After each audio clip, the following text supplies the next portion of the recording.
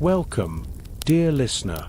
Tonight's story takes us far, far back, beyond the reach of modern clocks or electric lights, to a land of gold-lit riverbanks, whispering palms, and rooms filled with the scent of myrrh. We'll journey into the quiet corners of ancient Egypt, not through pyramids or pharaohs this time, but through the private lives of women who were known for desire, but remembered for much more.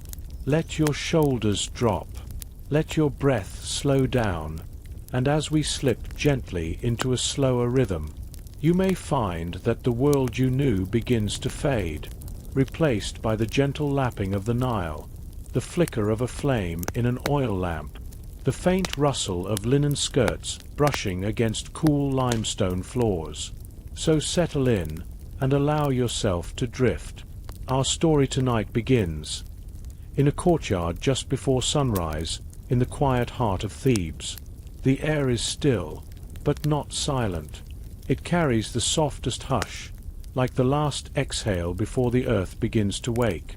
A pale lavender light rests on the horizon.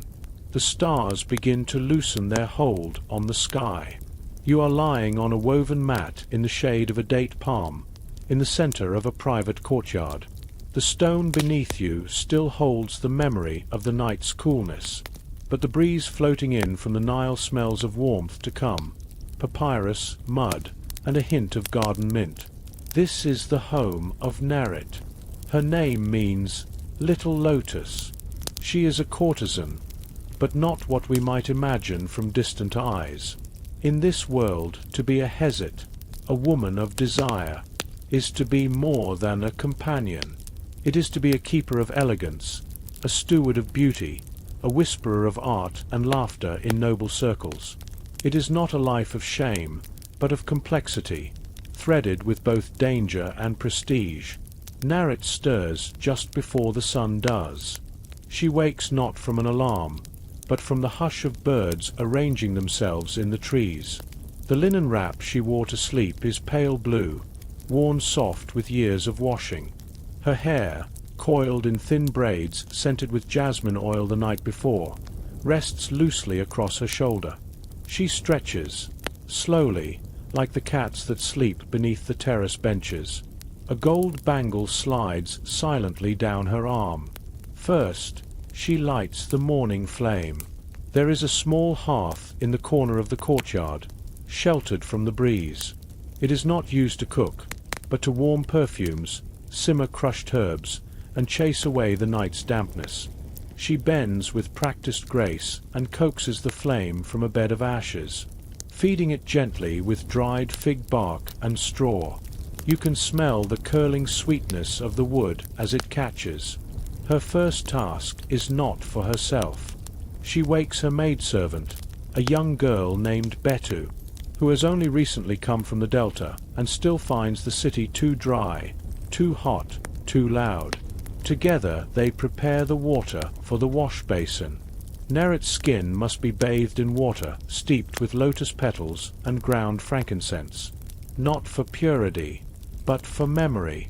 Her clients must carry her scent in their minds, long after they leave. The stone basin is cool to the touch. Betu pours the warmed water, and the courtyard fills with steam. The light is growing stronger now, just enough to see the silhouettes of pigeons bobbing along the edges of the roof. Narration steps into the soft pool of light and lowers herself slowly to sit. She does not scrub. She soaks.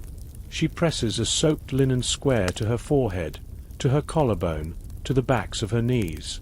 Each touch is slow, intentional, unhurried. These are the invisible rituals of women like her. Steps not listed in scrolls, not etched on tomb walls, but remembered in the subtle arts of touch and time and fragrance. As she dries her skin, Betu brings out the alabaster jar of kohl. Narration's eyes, already striking, are ringed in black lines, but not for seduction alone. She applies it as her grandmother taught her. It is protection from the glare of Ra, the sun god, and from the glares of people who see but do not understand.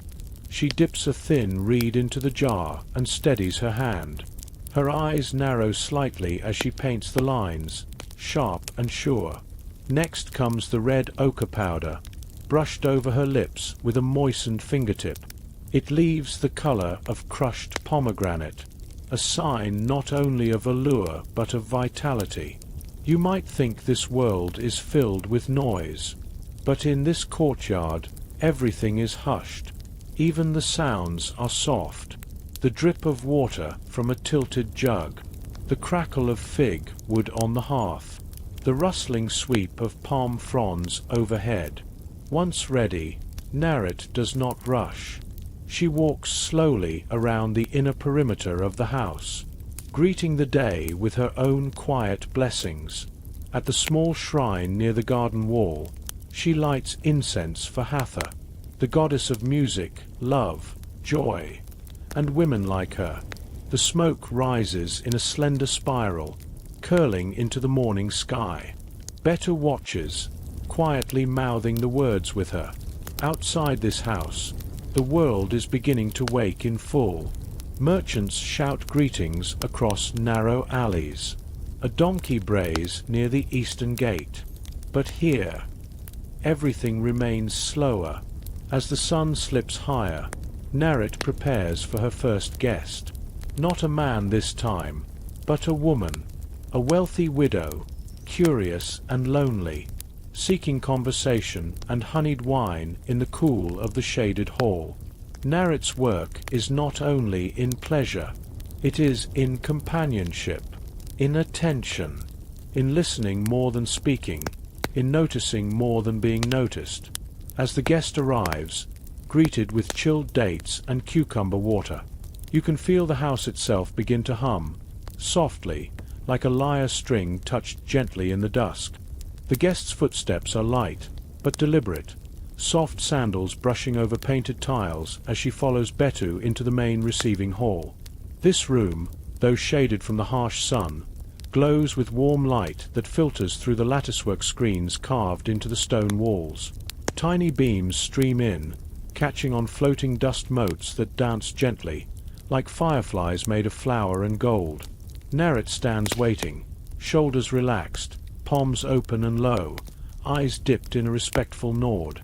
The widow, Lady Kemet, is a patron, not of passion, but of presence. She comes often, always at this hour, to speak of her dreams and her memories, to hear her own voice in a quiet room, uninterrupted. Narrat's role today is not to entertain. It is to witness. The two women sit on woven stools cushioned with dyed linen. Between them rests a low tray of early figs, slices of cooled melon, and a pot of hibiscus tea steeped with crushed cloves. The air smells like sun-warmed sugar and spice. Lady Kemet speaks slowly, her voice trembling at the edges like a reed in the river's current. She tells of her late husband, a builder of tombs who once traced the stars with charcoal and spoke to her of eternity. Narrat listens with tilted head, chin resting in her hand, her gaze never flinching. She knows this kind of mourning, not loud or dramatic, but the kind that hums beneath every breath, settling behind the ribs like sand.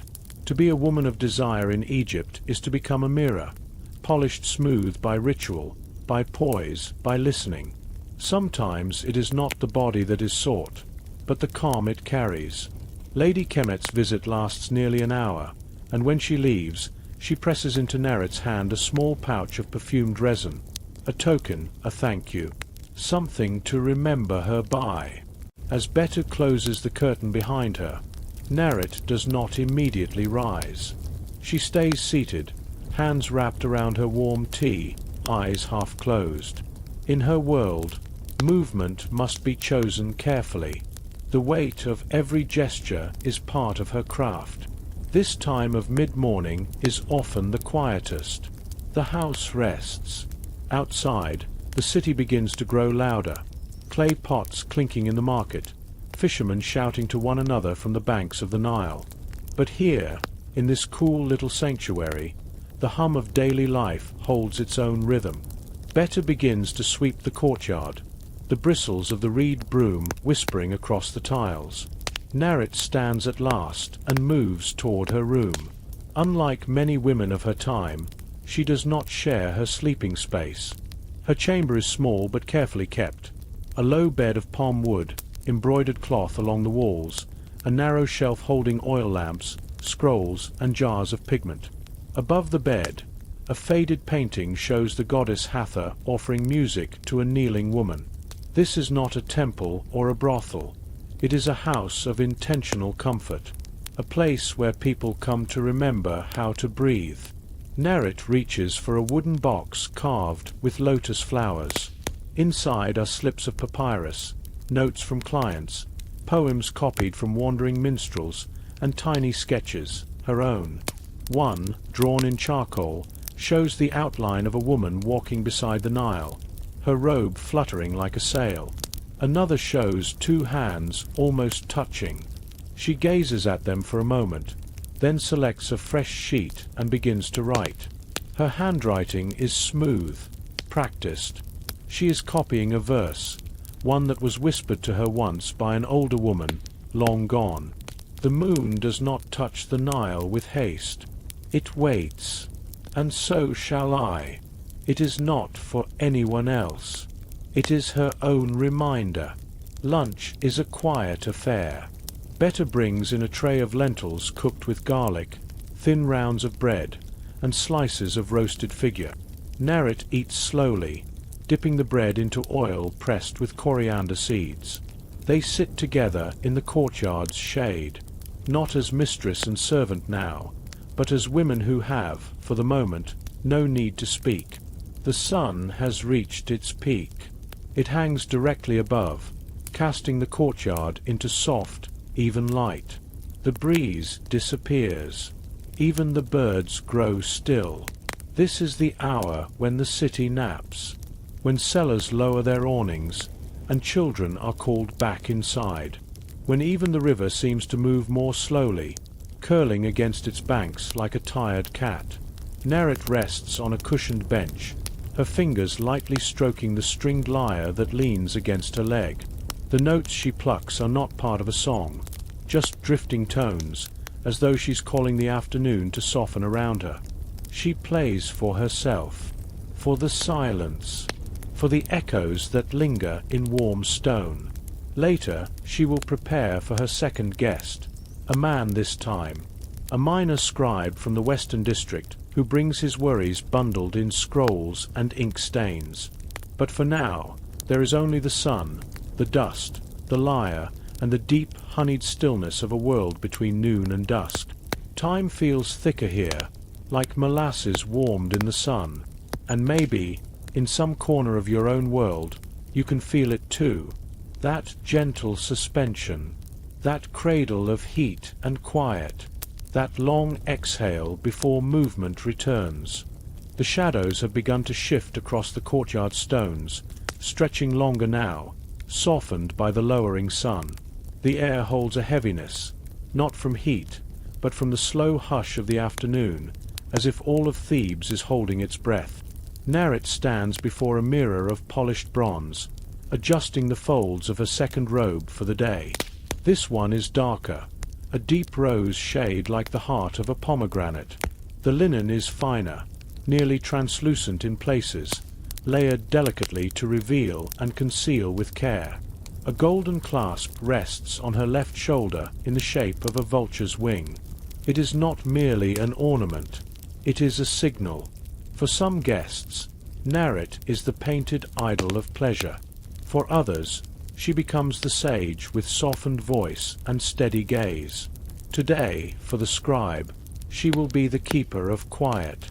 The scribe arrives precisely as the sun brushes the edge of the western wall.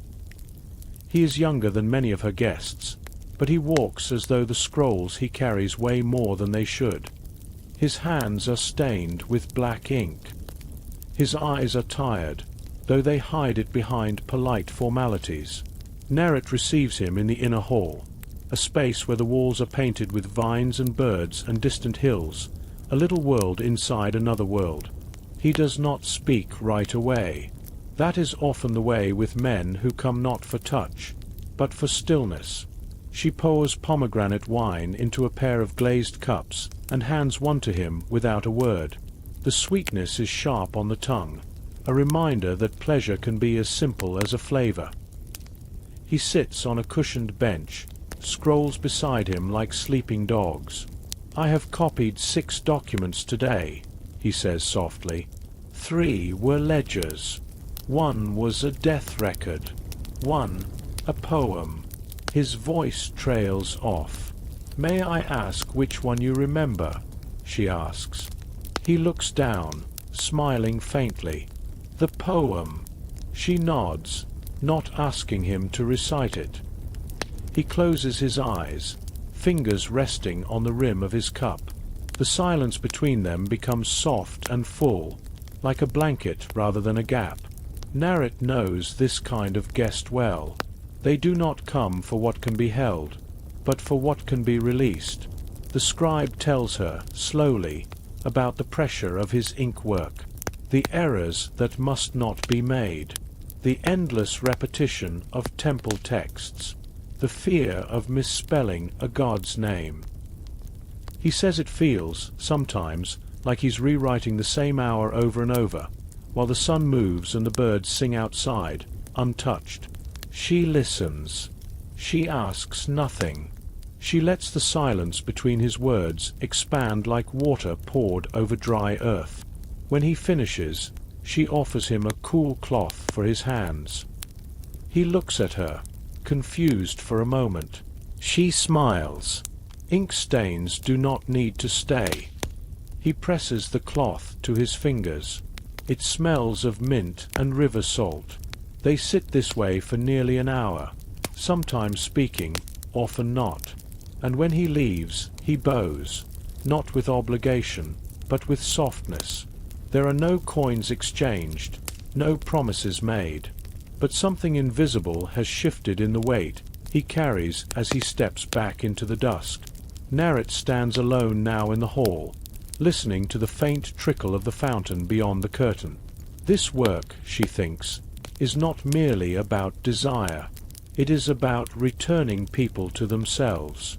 She washes her hands in a shallow basin, wiping away the ink he left behind, not out of cleanliness, but out of closure. Outside, the sky is becoming honey-colored, with streaks of peach and bronze glowing behind the distant palms. The heat has broken. A breeze returns at last, stirring the hanging linen that frames the walkways. Betu appears quietly beside her, holding a folded note. "A message," she says, "delivered just now." Narration unfolds it. The writing is narrow and slanted, a style she recognizes. It is from Kepha, a former lover, a musician who once brought her copper bracelets from Nubia and taught her the rhythms of 3-string lutes. The note is brief. "I am returning. Will you still receive me?" She does not smile, but her expression softens. This is not a message of romance. It is a question of safety, of memory. There are guests who come once, and there are those who return like the Nile's flood, unexpected, familiar, and with needs deeper than can be spoken aloud. She folds the note without answer, for now. The evening comes gently. Oil lamps are lit one by one around the home, their flickering reflections dancing on the smooth plaster walls. The courtyard is no longer hot. It is glowing. Betu is boiling water again, this time to steep lavender and dried lemon peel. The scent wafts upward, soothing. Narration steps out onto the upper terrace, where she often ends her days. From here, she can see the rooftops of Thebes, flat, clustered, some with goats curled on them, others with laundry fluttering gently in the twilight breeze. Somewhere nearby, someone is playing a reed flute, low, slow, wandering melodies that echo like dreams. She leans on the terrace ledge, face tilted upward. The first star appears in the sky. This moment, she thinks, is hers alone. No client, no role, just the simple presence of night arriving. From below, Betu calls softly, "Would you like the evening tray?" Nerit hesitates, then nods, "Yes, and join me. Tonight, they will eat together on the terrace. Roasted chickpeas with honey, slices of pickled radish, cool goat cheese wrapped in fig leaves. They eat with their fingers, slowly, watching the sky shift from gold to charcoal. Do you miss the delta?" Nerit asks her. Betu shrugs. Sometimes. But there is more quiet here. They fall silent again, not from tension, but from contentment. Below, the city dims, and somewhere on the river, a small boat with a single lantern slips past. It leaves no sound, only light, and in that quiet ancient space, so far from modern time, so steeped in breath and shadow and memory, you may feel the edge of sleep reaching for you too. The guest's footsteps are light, but deliberate, soft sandals brushing over painted tiles as she follows Betu into the main receiving hall. This room, though shaded from the harsh sun, glows with warm light that filters through the latticework screens carved into the stone walls. Tiny beams stream in, catching on floating dust motes that dance gently, like fireflies made of flour and gold. Nerit stands waiting, shoulders relaxed, palms open and low, eyes dipped in a respectful nod. The widow, Lady Kemet, is a patron, not of passion, but of presence. She comes often, always at this hour, to speak of her dreams and her memories, to hear her own voice in a quiet room, uninterrupted. Nerit's role today is not to entertain. It is to witness. The two women sit on woven stools cushioned with dyed linen. Between them rests a low tray of early figs, slices of cooled melon, and a pot of hibiscus tea steeped with crushed cloves. The air smells like sun-warmed sugar and spice. Lady Kemet speaks slowly, her voice trembling at the edges like a reed in the river's current. She tells of her late husband, a builder of tombs who once traced the stars with charcoal and spoke to her of eternity. Nerit listens with tilted head, chin resting in her hand, her gaze never flinching. She knows this kind of mourning, not loud or dramatic, but the kind that hums beneath every breath, settling behind the ribs like sand. To be a woman of desire in Egypt is to become a mirror, polished smooth by ritual, by poise, by listening. Sometimes it is not the body that is sought, but the calm it carries. Lady Kemet's visit lasts nearly an hour, and when she leaves, she presses into Nerit's hand a small pouch of perfumed resin, a token, a thank you, something to remember her by. As Betu closes the curtain behind her, Nerit does not immediately rise. She stays seated, hands wrapped around her warm tea, eyes half closed. In her world, movement must be chosen carefully. The weight of every gesture is part of her craft. This time of mid-morning is often the quietest. The house rests. Outside, the city begins to grow louder. Clay pots clinking in the market, fishermen shouting to one another from the banks of the Nile. But here, in this cool little sanctuary, the hum of daily life holds its own rhythm. Betu begins to sweep the courtyard, the bristles of the reed broom whispering across the tiles. Nerit stands at last and moves toward her room. Unlike many women of her time, she does not share her sleeping space. Her chamber is small but carefully kept. A low bed of palm wood, embroidered cloth along the walls, a narrow shelf holding oil lamps, scrolls, and jars of pigment. Above the bed, a faded painting shows the goddess Hathor offering music to a kneeling woman. This is not a temple or a brothel. It is a house of intentional comfort, a place where people come to remember how to breathe. Nerit reaches for a wooden box carved with lotus flowers. Inside are slips of papyrus, notes from clients, poems copied from wandering minstrels, and tiny sketches, her own. One, drawn in charcoal, shows the outline of a woman walking beside the Nile, her robe fluttering like a sail. Another shows two hands almost touching. She gazes at them for a moment, then selects a fresh sheet and begins to write. Her handwriting is smooth, practiced. She is copying a verse, one that was whispered to her once by an older woman, long gone. The moon does not touch the Nile with haste. It waits. And so shall I. It is not for anyone else. It is her own reminder. Lunch is a quiet affair.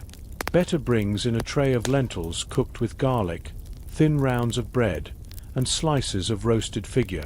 Narration eats slowly, dipping the bread into oil pressed with coriander seeds.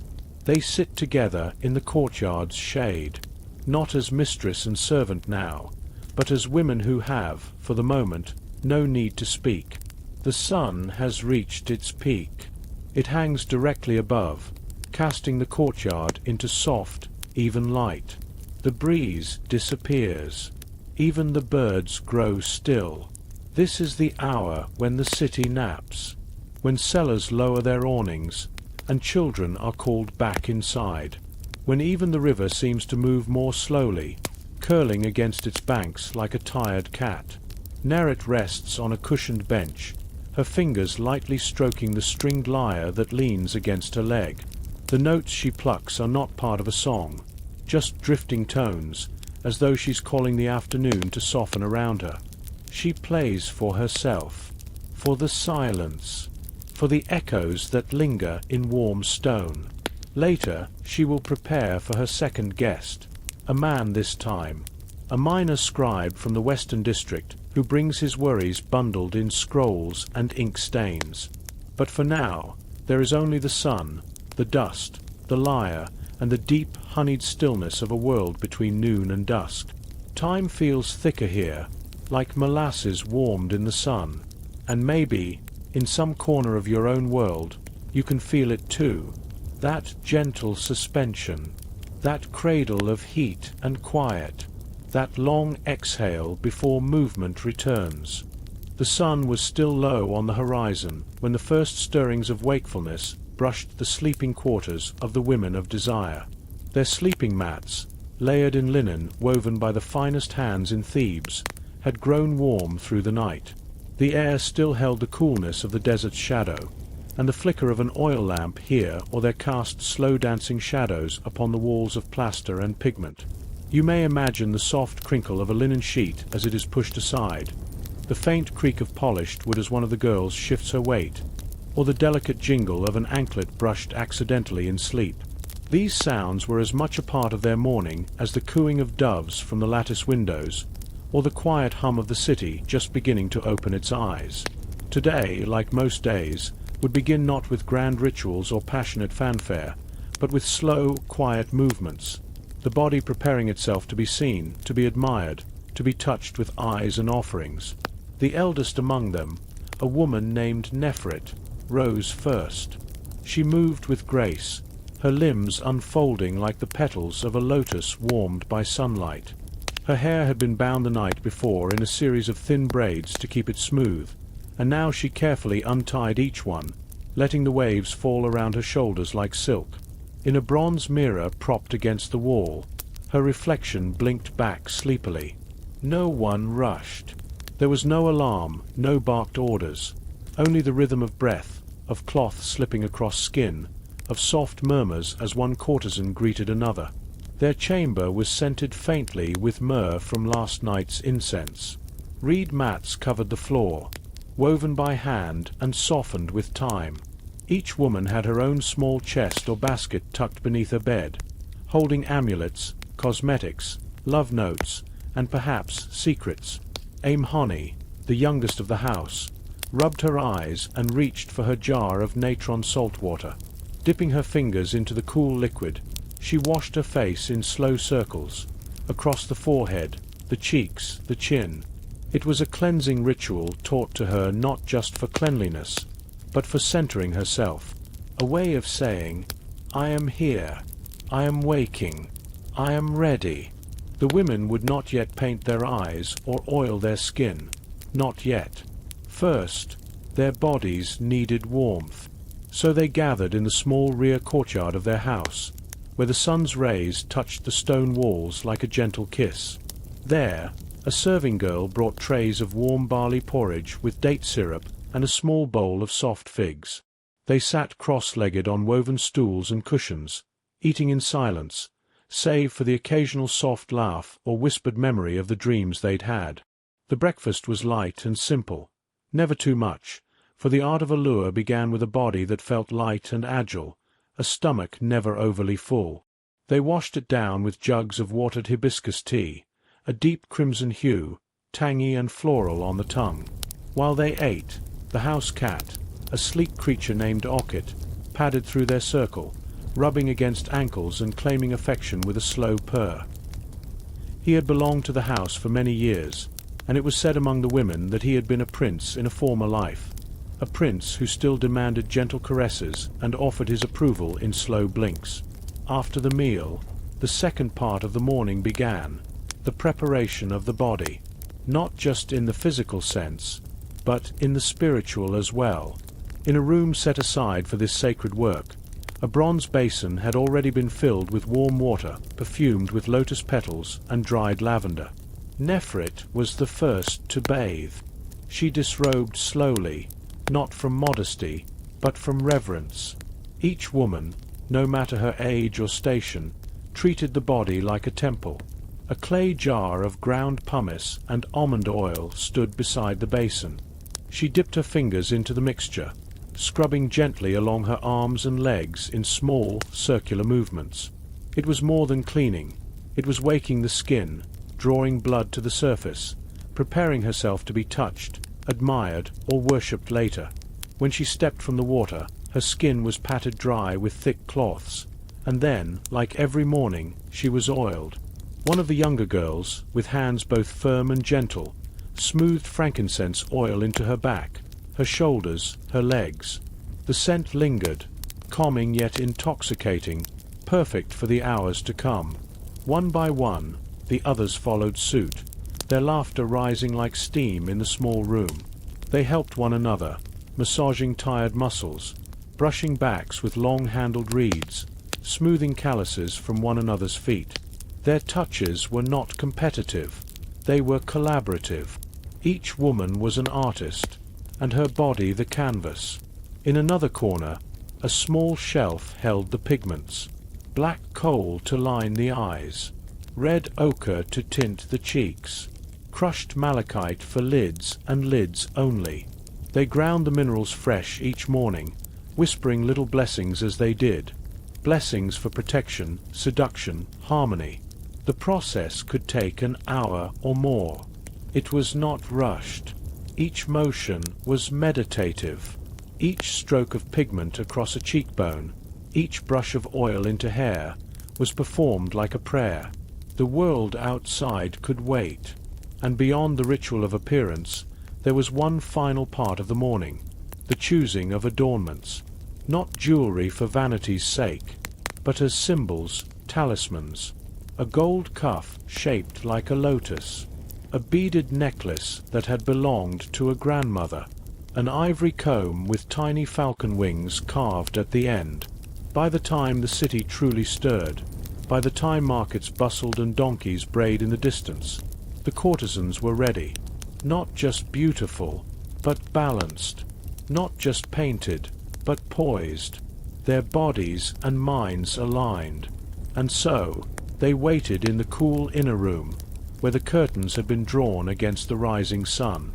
They sat or lay on couches, half in shadow, watching the dust motes dance in the slanted light. The day had just begun. The curtain of morning had lifted, and now the streets of Thebes began to swell with footsteps. Sandaled feet kicked up faint clouds of dust. Merchants cried softly over their pomegranates and flax, and at the edge of the sacred quarter, the quiet courtyard of the pleasure house lay half in sun, half in shade. Inside, the women had finished their breakfast of honeyed bread and dates, and most had begun their rituals of self-presentation. There was artistry in everything they did. For a woman of desire in the time of Pharaohs, beauty was not just vanity. It was armor, status, and sacred offering. They did not see themselves as mere entertainers, but as the keepers of sensual rites, the vessels through which others sought comfort, release, even divine connection. Nezeret reclined in the shade of a fig tree, a small bronze mirror in her hand. Beside her, a girl named Kia gently ground green malachite into powder on a flat piece of alabaster. The pigment would be mixed with animal fat to line the eyes, a practice not only for allure, but also to protect against sun glare and spiritual ill. Kia was still young, newly initiated into the house, and she watched Nezeret with silent reverence. Nezeret's grace was something spoken of even in the southern villages. She had the ability to make even the high priests forget their incantations. But today, she did not speak. She only smiled as the brush of crushed pigment passed softly beneath her eyelids. In the quiet, Kia asked in a hush, "Do you remember your first client?" Nezeret let out a low, breathy laugh, the kind that did not disturb the air. "He was afraid," she said gently, "more afraid than I was. He brought me a lotus flower and forgot how to undo his own belt." They both giggled, not in mockery, but in the shared warmth of memory. It was not uncommon to speak of such things in the house. Among the women, stories of first clients, odd requests, awkward silences, and moments of surprising sweetness were shared like folk tales. From the far corridor, a harp string was plucked and then tuned slowly. Another woman was preparing to receive a nobleman that afternoon, a man known for appreciating poetry as much as pleasure. The woman's room would be perfumed with burnt myrrh, her bedspread changed to embroidered linen. She had spent the morning composing verses with a scribe. For some, the life was routine. For others, a form of performance. But for nearly all the women here, it was a way of navigating a world where men held land and law, while women carved spaces for power with their voices, their scent, their wit. Nezeret rose, wrapping a sheer linen shawl over her shoulders. She walked barefoot across the courtyard stones, weaving past a water basin and low ferns, and made her way into the cooling shadows of the house's painted halls. She would not be working today. Instead, she had an invitation to visit the family of an old client, a merchant who had died last flood season and left her a few shares in a papyrus reed barge. With her inheritance, she had begun investing quietly. Two other women in the house had done the same, though their profits were kept quiet. In public, they were merely entertainers. In private, they were patrons, landowners, even lenders. When she stepped onto the street, Nezeret's appearance changed ever so slightly. Her coal eyes remained sharp, but her bearing grew more reserved. She passed a group of priests near the temple, their eyes averted respectfully.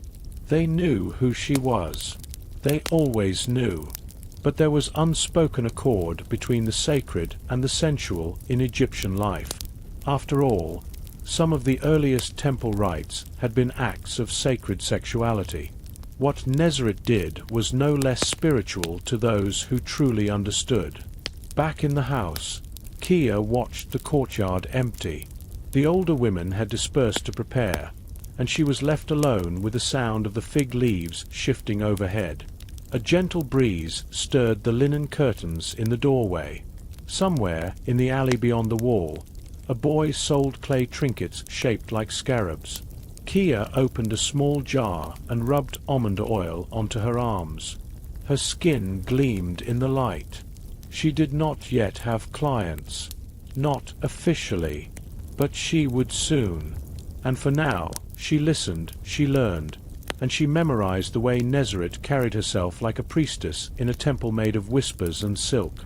The house's matron, a woman called Mary Neath, came into the courtyard. Her braided wig was heavy with scent. She carried a ledger, a scroll detailing who would meet whom, at what hour, in which chamber. Everything was planned. Discretion and timing were vital. She looked at Kia and said softly, "You will be presented next week. You will choose your own name, something that speaks to your spirit." Kia nodded. The thought filled her not with dread, but with a trembling kind of anticipation. She had arrived at the house a girl of reeds and dust. She would become something else here, something powerful, something seen. As the day moved forward, the walls of the house remained cool. From one room, laughter drifted. From another, the sound of silk brushing stone. They would not open their doors to commoners. They would not call what they did shameful. These women were trained in the art of making others feel alive. They wove comfort and illusion, companionship and seduction, into a single gaze. And when the sun passed its zenith and shadows stretched longer across the floor, they would retreat again into rituals. Baths with rose petals, incense plumes, massages with olive and palm oil. The day was not measured in hours, but in arrivals, glances, silences, and the scent of crushed resin. A day in the life of a woman of desire in Pharaoh's Egypt was not marked by servitude, but by mystery, and as twilight crept closer, the first of the torches would be lit in the hall. Soft light, low voices, and the rustling sound of veils, like wings unfolding. Let yourself settle a little more deeply now. The soft hush of linen curtains stirred by the breeze. The muted murmur of footsteps along cool stone corridors. The distant trickle of water from a hidden courtyard fountain. Everything is still, gentle, and safe here. You're resting within a world of golden sunlight, fragrant oils, and secrets murmured behind silken veils. Our story today glides quietly into the morning chamber of a courtesan named Tiamat, her skin glistening faintly with scented unguent, her long lashes lowered in thought as a servant carefully places a folded piece of papyrus before her. The day has already been filled with gentle rituals and scented stillness, but now comes the whisper of something more. The message she receives is not official, nor meant for many eyes. It's a letter, softly brushed with a hint of lotus oil, folded carefully, and marked with the inked sign of a falcon's wing. It smells of a man she remembers, and perhaps wishes she had forgotten. Tiamat turns the letter slowly in her fingers. She does not open it right away. She walks first to her balcony, watching the palm fronds sway beyond the brick-red courtyard below, the scent of blue water lilies drifting upward from the shallow pool at its heart. She knows that the world she lives in is delicate, layered in meanings. Her patrons are not merely men. They are officials, scribes, sons of generals, and priests with ambitions. Every word they speak has weight, and every glance is measured. And so, a letter is never just a letter. It is an invitation, a negotiation, sometimes even a command. When she does finally unfold the papyrus, it is with fingers that tremble only slightly. The ink is fresh, dark, flowing. The message is written in Middle Egyptian, but softened with the rhythmic turns of poetry, an offering or a seduction. To the perfumed lady of the west chambers, whose laughter rings sweeter than a harp's first note. I remember the night when your fingers were dusted with gold, and you whispered the names of the stars to me. She closes her eyes as she reads. The letter continues. Flattery, yes, but also suggestion. The man who wrote it, a cousin to the vizier, is requesting her company for a private banquet during the next crescent moon. He promises gifts, a silver mirror from Byblos, a bronze dagger inlaid with turquoise, and a robe dyed with imported indigo, a color still more rare than emerald. Tiamat breathes in slowly. These gifts are not unusual, but they are not innocent either. A robe, a mirror, a blade, beauty, reflection, power. She knows the meanings. These are not tokens of simple affection. They are tools, lures, and signs of ownership. She cannot accept lightly. She summons her handmaid, a quiet girl named Henu, who has served her since she first entered the house of painted palms. Henu kneels respectfully beside her, and begins the slow process of selecting appropriate inks and scent blends for the reply. Tiamat will write her answer herself, an unusual move, but one that holds weight, while Henu grinds ochre into fine powder, adding a droplet of crushed pomegranate rind to tint it deeper. Tiamat speaks aloud the lines she will write. She speaks them slowly, letting them form like ripples in the pool of her thoughts. To he who watches from behind the fan of feathers, I have tasted the promises of kings and the silence of slaves. I accept your invitation, not as one who is summoned, but as one who chooses. It is daring, and it is dangerous, but she is not afraid. She knows that power often hides behind softness.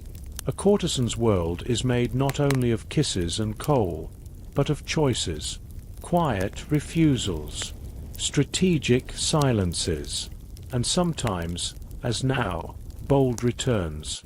As the letter dries on the stone writing slab, Henu brings forward a small bronze box lined with linen. Within it, sealed clay jars hold rare oils and powders. Tiamat selects one made from pressed iris and honey-gum, dipping the corner of the papyrus in the perfume so that her scent will linger on the fingers of the man who receives it.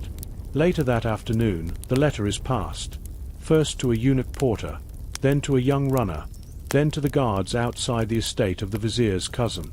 By the time it reaches his eyes, it has already passed through 6 hands, and each of them will remember the delicate heat of it. But Tiamat is not thinking of the man now. She stands by the reflecting pool, watching the fish flicker just beneath the surface. Her body is wrapped in linen, her feet cooled by the stone underfoot.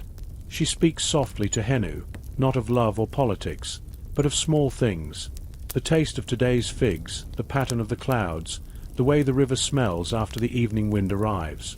Because even women of desire must rest. Even they must have quiet, and in those still hours before night's arrival, there is a peace that cannot be bought or offered or stolen. It simply is. A silence like velvet, a heart slowed to the rhythm of oars on a midnight Nile. And in this moment, in the hush between one letter and the next, Tiamat is only herself. No titles, no lovers, no patrons. The courtyard was now flush with golden light, casting a honeyed sheen across the limestone. Water shimmered gently in shallow bowls, drawn fresh from the well, and the distant notes of reed pipes drifted lazily from a neighbor's rooftop. It was late morning in Memphis, and the city began to hum with a rhythm both steady and subtle. Our courtesan, Neferu, moved with effortless grace through the garden walkway. The soles of her sandals padded against worn stone. The fabric of her linen robe rustled softly with each step.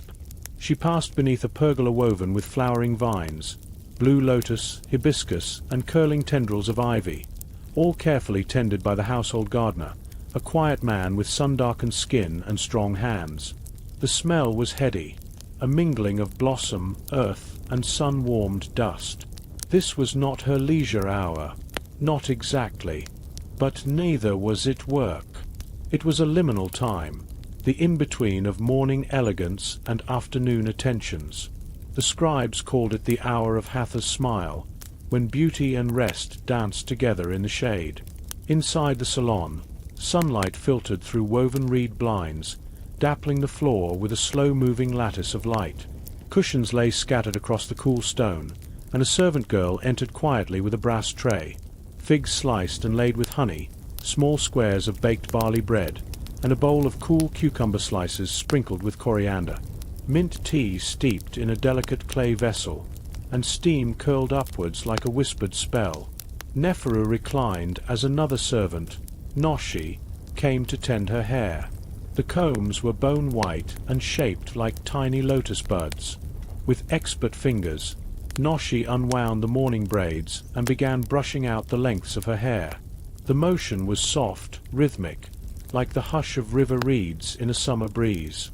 As she brushed, Noshi hummed a tune from her mother's village. A lullaby, perhaps. Neferu closed her eyes, not to sleep, but to sink further into the moment. The scent of the oil she used, frankincense and bitter almond, filled the air. Slowly, the hair was twisted and looped into new arrangements, adorned with a strip of sky-blue ribbon and a single white lotus blossom. After her refreshment and grooming, Neferu stood and moved to the alabaster mirror resting against the far wall. She studied herself, not with vanity, but with practiced intention. Every movement, every posture was part of her trade, not deception, but careful craft. A tilt of the head, the way the hand drew back a veil, even the angle of the foot as she knelt. Each gesture had a silent vocabulary. She did not labor in fields or grind grain in the morning heat, but her body, her presence, her ease, these were her tools, just as much as a scribe's reed pen or a sculptor's chisel. Just after noon, visitors would begin to arrive. Not always lovers, not always those seeking intimacy in the flesh. Some came for conversation, poetry, or music. The rich merchants and young scribes found comfort in her quiet laughter, the way she could listen without judgment, speak without haste. But there was still time before any guest would knock. She descended into the cool lower level of the house, where a small pool lay sunken into the floor. The walls were smooth limestone, and carved into them were shallow etchings of papyrus stalks and nesting birds. A thin slit near the ceiling let in a shaft of light, illuminating dust motes like falling golden threads. She stepped into the water slowly, letting its cool fingers climb her ankles, her thighs, her waist. The pool was perfumed with lotus and marjoram.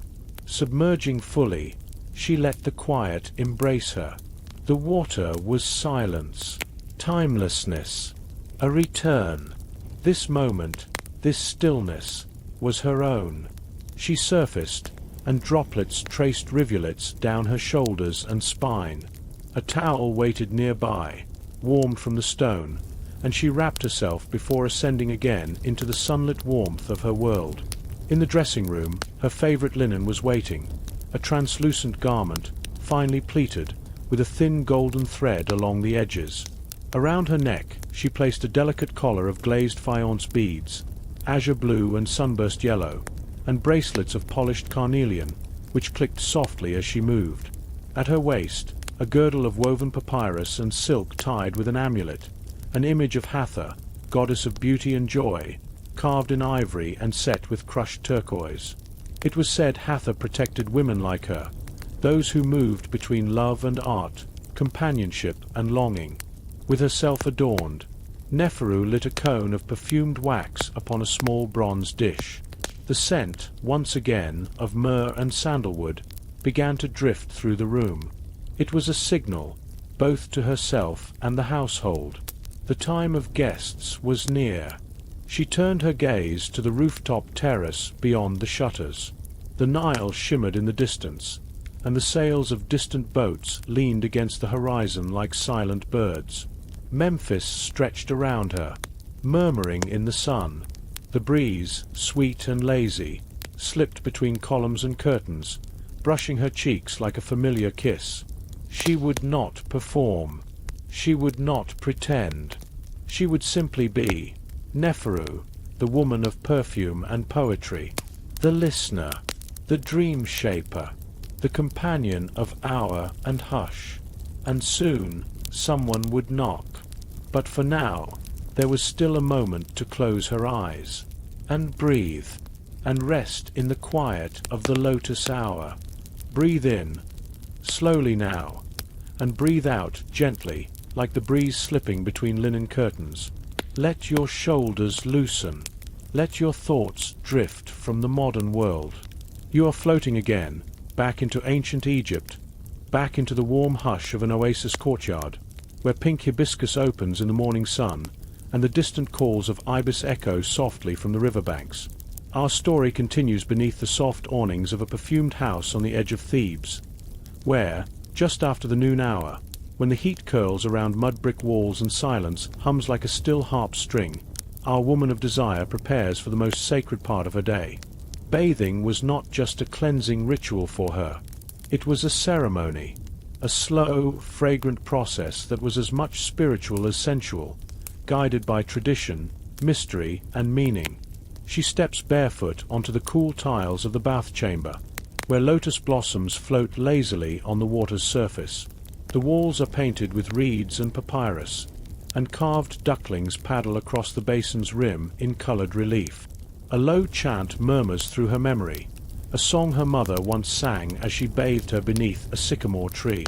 It hums now beneath her breath as she lowers herself into the water. The bath is not deep, only waist-high, but warm stones line the floor and heat the water slowly from beneath.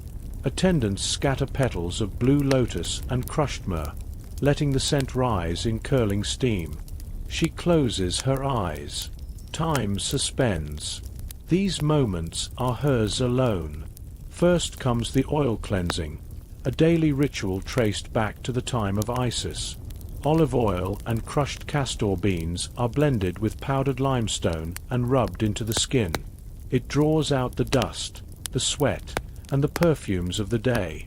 The mixture is scraped away gently with a bronze blade, leaving skin soft, exposed, and ready to receive new scents. Then comes the rinse, pitchers of rose water poured slowly, trailing down her back like a cascade from the Nile. Hands move in rhythm, practiced and tender, over her shoulders, arms, thighs. The body, to her, is not shameful. It is the temple through which she speaks her language of beauty, mystery, and desire. Her collection of oils is kept in alabaster jars lined along a curved shelf. Each one holds a story, a memory, a purpose. There is sweet marjoram, for calming the breath. There is black cumin, for clearing the skin. And there is sacred kifi, a legendary blend of wine, honey, resin, cinnamon, and incense, once reserved for temples, now diluted gently for personal ritual. She chooses the kifi today, dipping her fingers into the thick amber liquid and anointing her temples and wrists. The scent rises, smoky and rich, wrapping around her like a prayer. Every movement is slow. Every breath is deep. Outside, the garden is still. Dragonflies hover over the fish pond. A monkey sleeps in the fig tree. After bathing, she wraps herself in a fresh linen dress, bleached white and scented with lavender.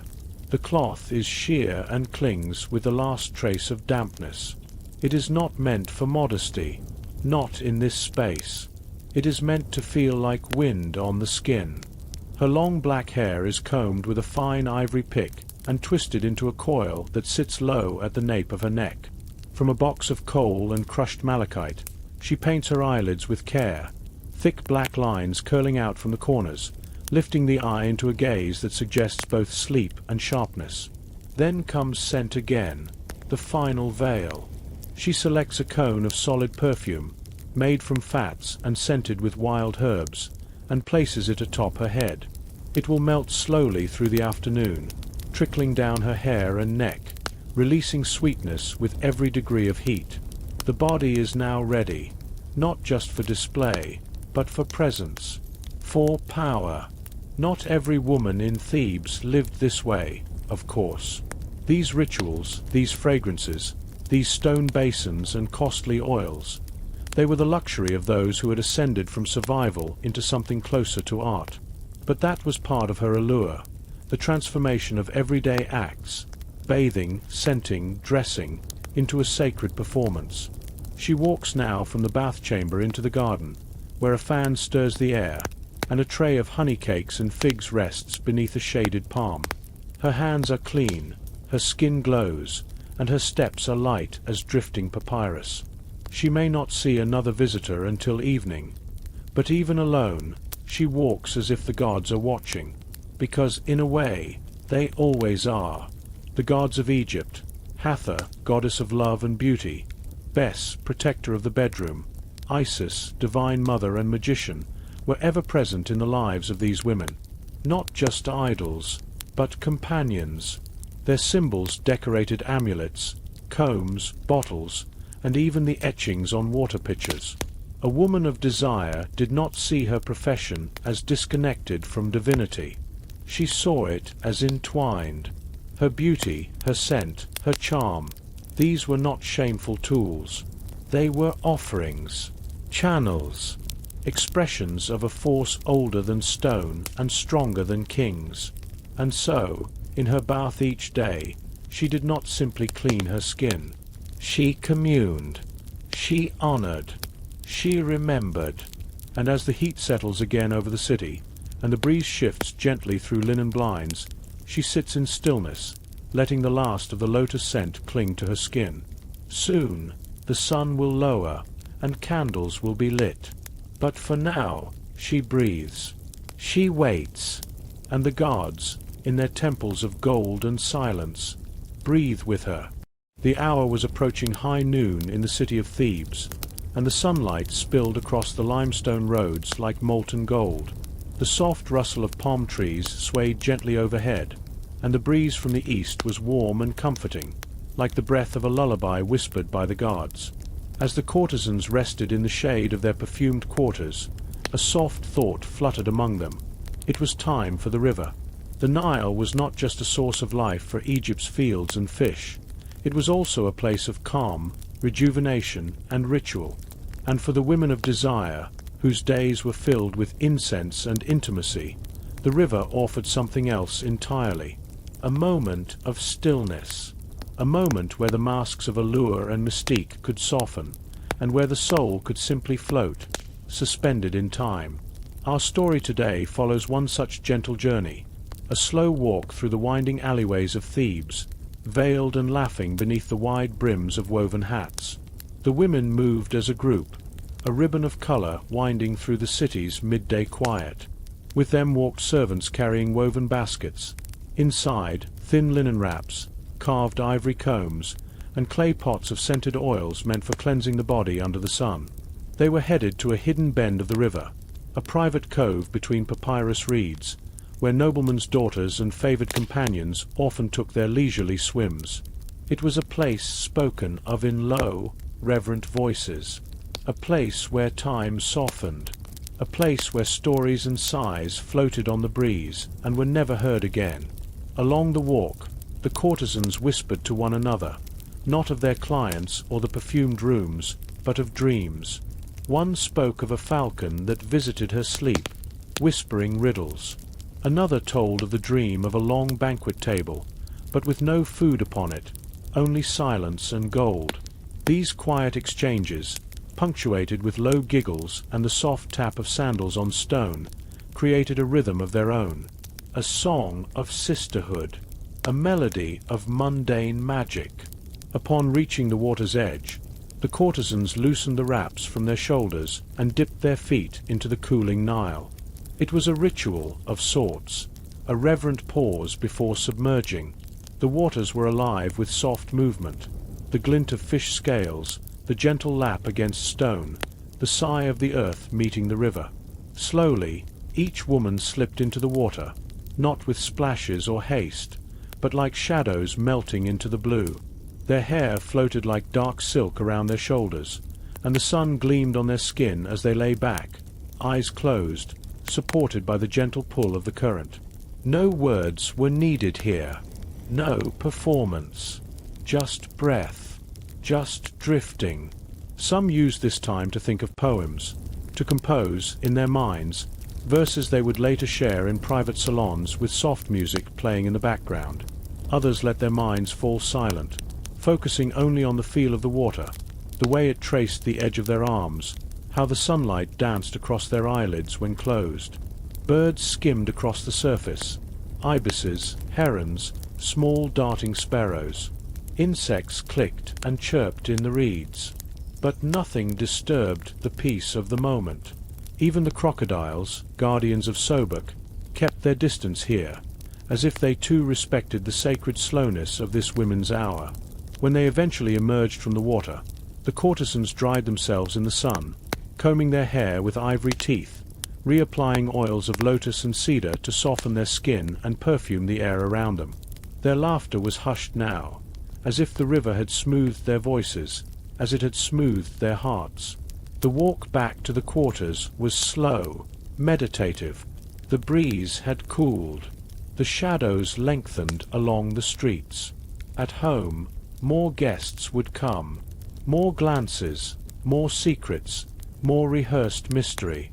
But for now, for these few precious hours, they had been themselves. Not figures of seduction or listeners of men's woes, but simply women. Women of the Nile. Women of sunlight.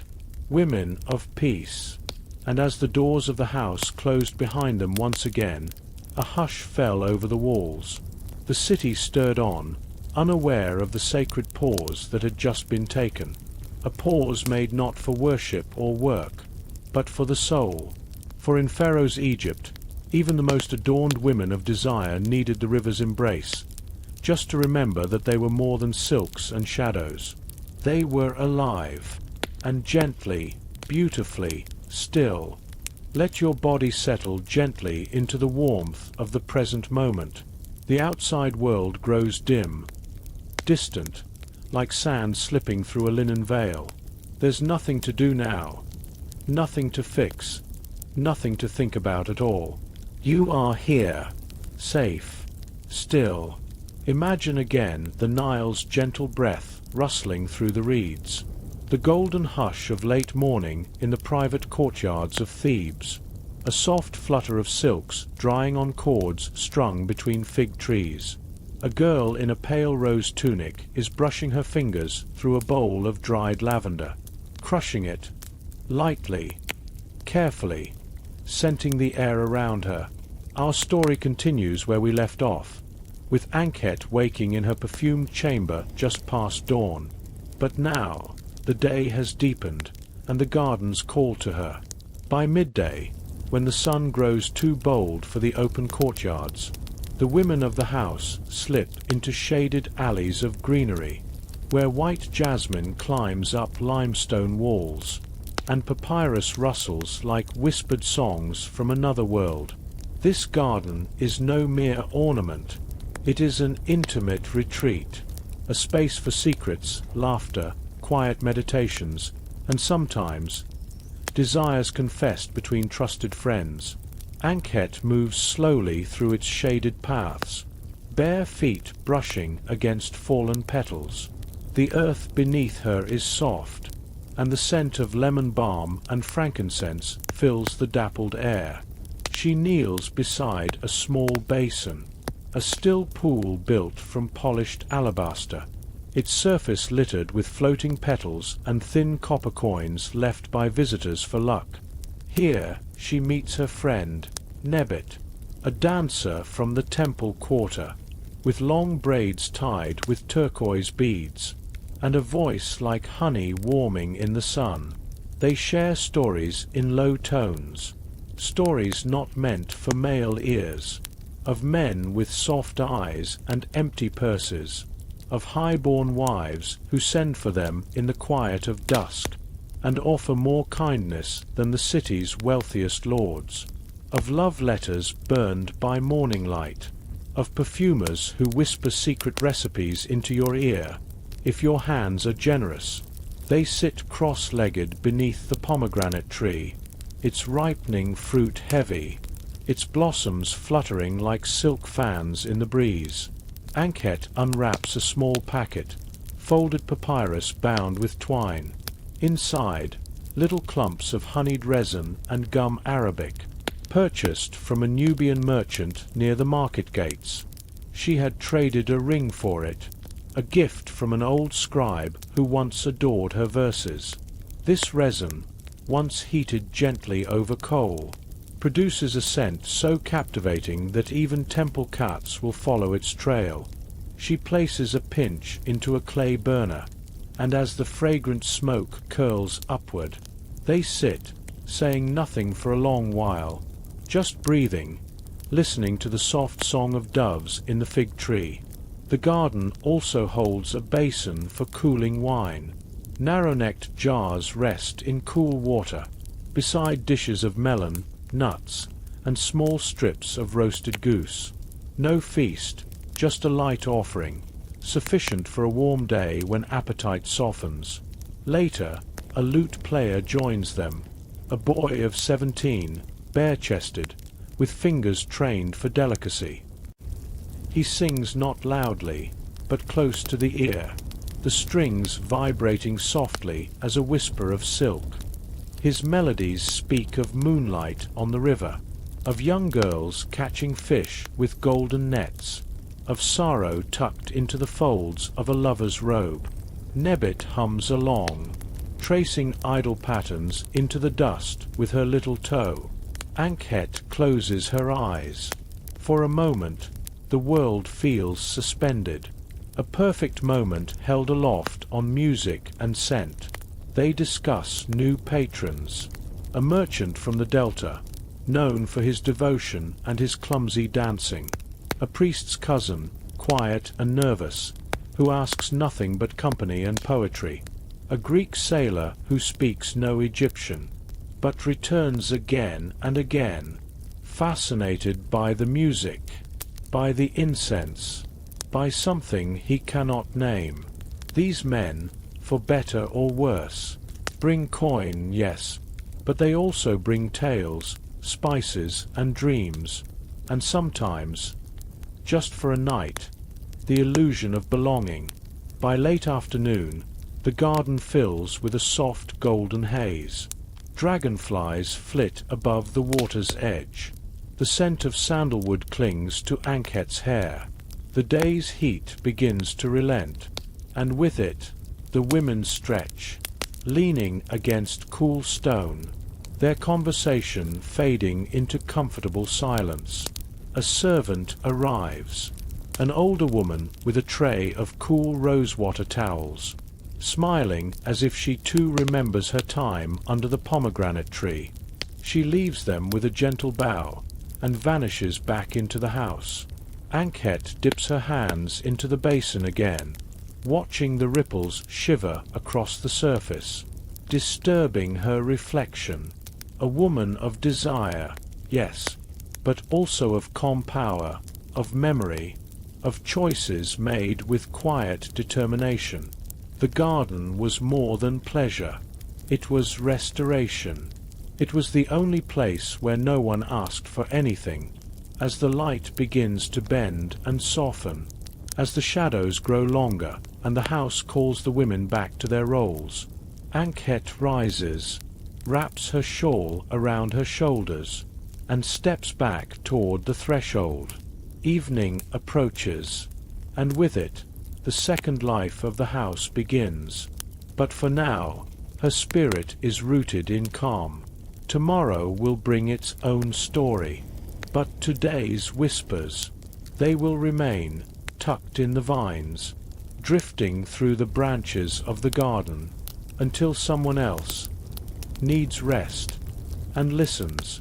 Close your eyes now. Let your breathing soften. Inhale slowly. Exhale even slower. Picture the shadows dancing on painted limestone walls. Hear the faint rustle of silk, the clink of alabaster jars being unstoppered. Let your thoughts drift into the perfumed air of Pharaoh's Egypt, and imagine the private quarters of a woman of desire, preparing not just her face, but her aura for the evening ahead. Our story, still winding through the long and golden day, now enters the boudoir of a sacred courtesan, a quiet room of luxury, modest by the standards of palaces, yet sumptuous to ordinary eyes. Woven mats cushion the floor, and gauzy drapes billow gently where a carved window lets in the desert breeze. The sunlight pours in, softened and slanting, tracing glints across the coal pots and cosmetic trays resting atop low reed tables. Here, the art of transformation begins, not a mask, but a ritual.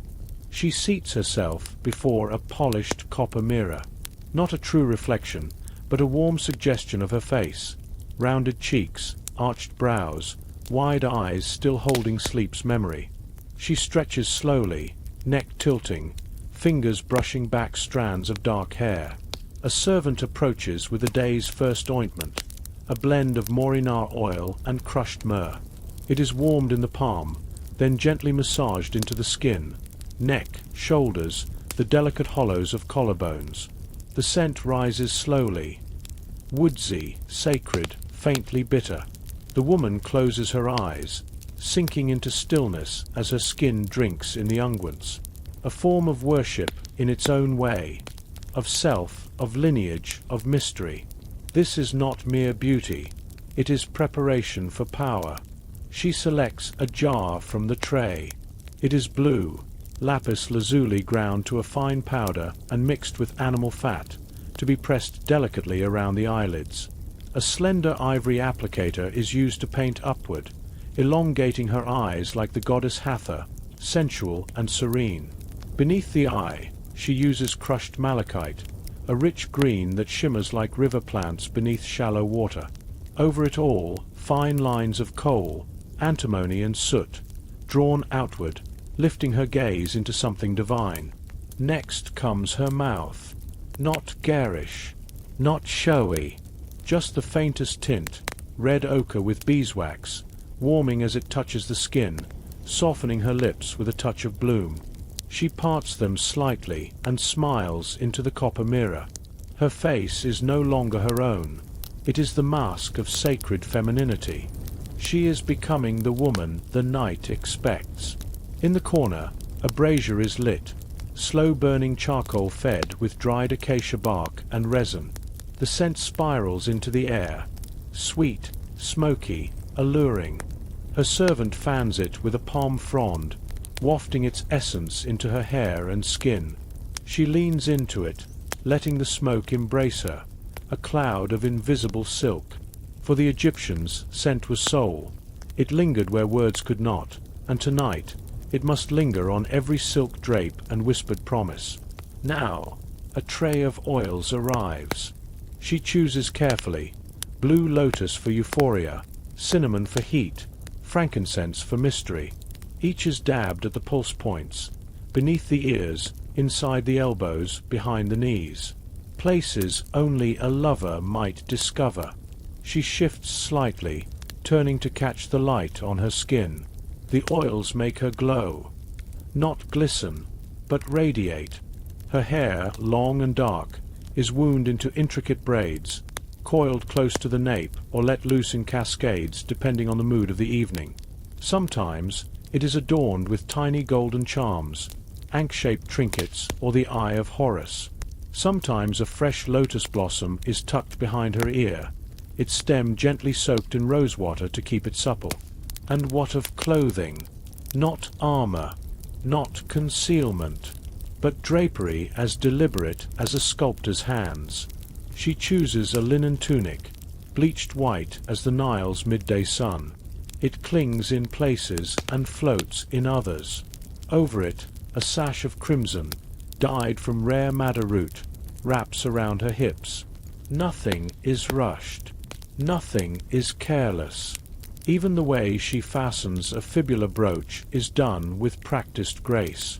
Around her neck, a collar of faience beads in turquoise and gold rests just above her collarbones. It clinks softly when she moves, a music made for silence. Her wrists are adorned with bangles, some bronze, some glass, each one chosen for the way it catches firelight when she lifts her hand. And now she stands.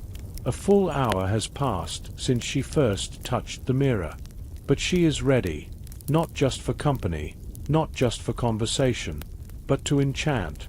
Because a woman of desire in Pharaoh's Egypt is more than flesh and fragrance. She is a symbol, a mystery wrapped in linen and smoke, a bridge between luxury and longing. And she walks through the curtain, barefoot, trailing scent and silence behind her. The soft hush of her steps fades into the sound of a desert wind curling against the limestone walls. And elsewhere in the city, another woman begins the same ritual. Not identical, but echoing, an unbroken lineage of allure. Close your eyes, if you haven't already. Let your breathing slow. Let the room around you dissolve into gentle silence. And let the rhythm of footsteps, the hush of linen, and the whispers of perfume in the desert air take their place. Our story continues. The sun had now climbed high, tracing golden light across the tiled courtyards of the house. The time of social preparation had come, not for leisure, but for the intricate weaving of appearances, gestures, and scents. In the heart of this slow, eternal afternoon, women of desire became not merely attendants of longing, but curators of sensory experience. At the edge of the garden, a shaded colonnade stood quiet. Cool stone met bare feet. A low stone table waited there, already half filled with its secrets. Trays of crushed herbs, alabaster pots of paste, delicate jars sealed with beeswax, each holding rare oils pressed from far-off lands. Lemongrass from Nubia, frankincense resin from Punt, and thick golden oil from lotus petals, the kind that melted against skin like whispered affection. She sat now beneath the shade, her legs folded beneath her, and let one of the older women work the fragrant oil into her shoulders with deliberate slowness.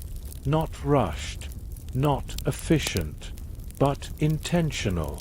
One circle, then another, from collarbone to the top of the spine.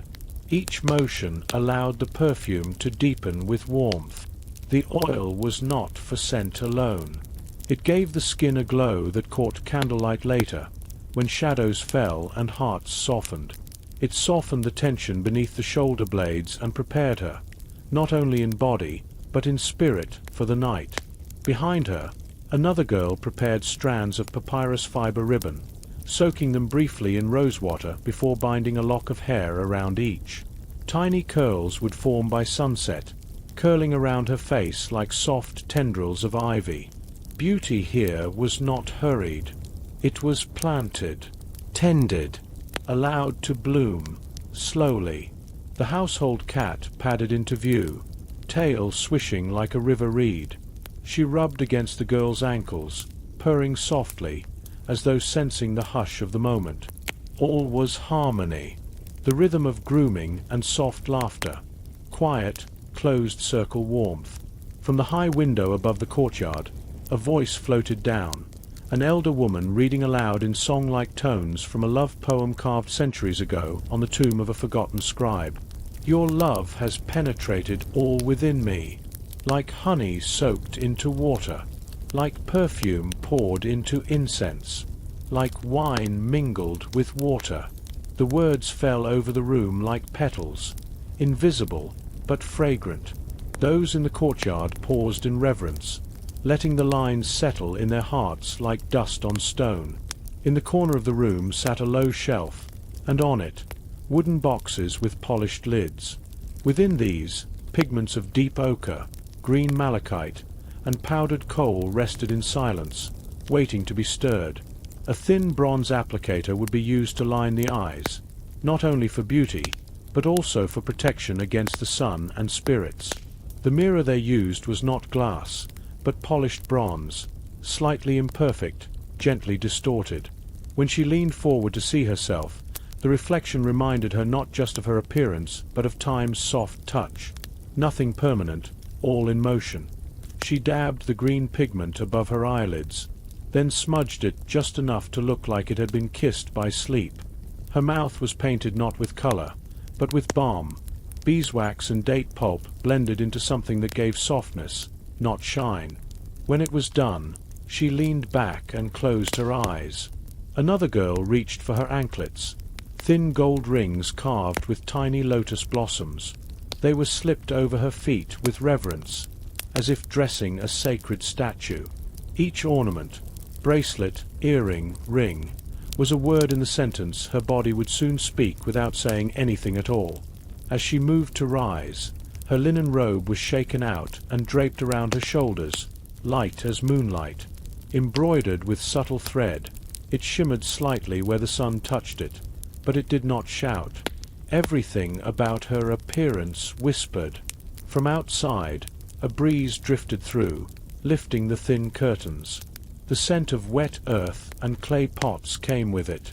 Somewhere in the house, a pitcher was being filled with pomegranate juice chilled with cold water from a stone jug. Servants moved silently in the background, knowing their duties without words. There was no rush now, no urgency, but a quiet readiness. For these women, the afternoon was not idle. It was rehearsal, prayer, preparation, not for seduction in the crude sense, but for connection, performance, art. They were not merely entertainers. They were keepers of the emotional language of the city. They had to know when a man needed silence, when he wished to laugh, when he required conversation that made him feel intelligent.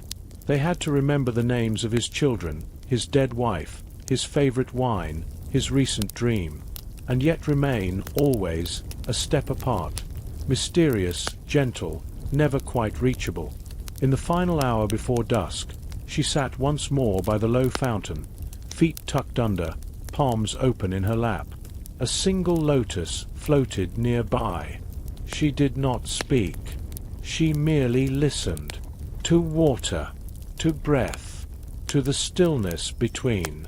Soon, it would be time to emerge. But for now, she waited.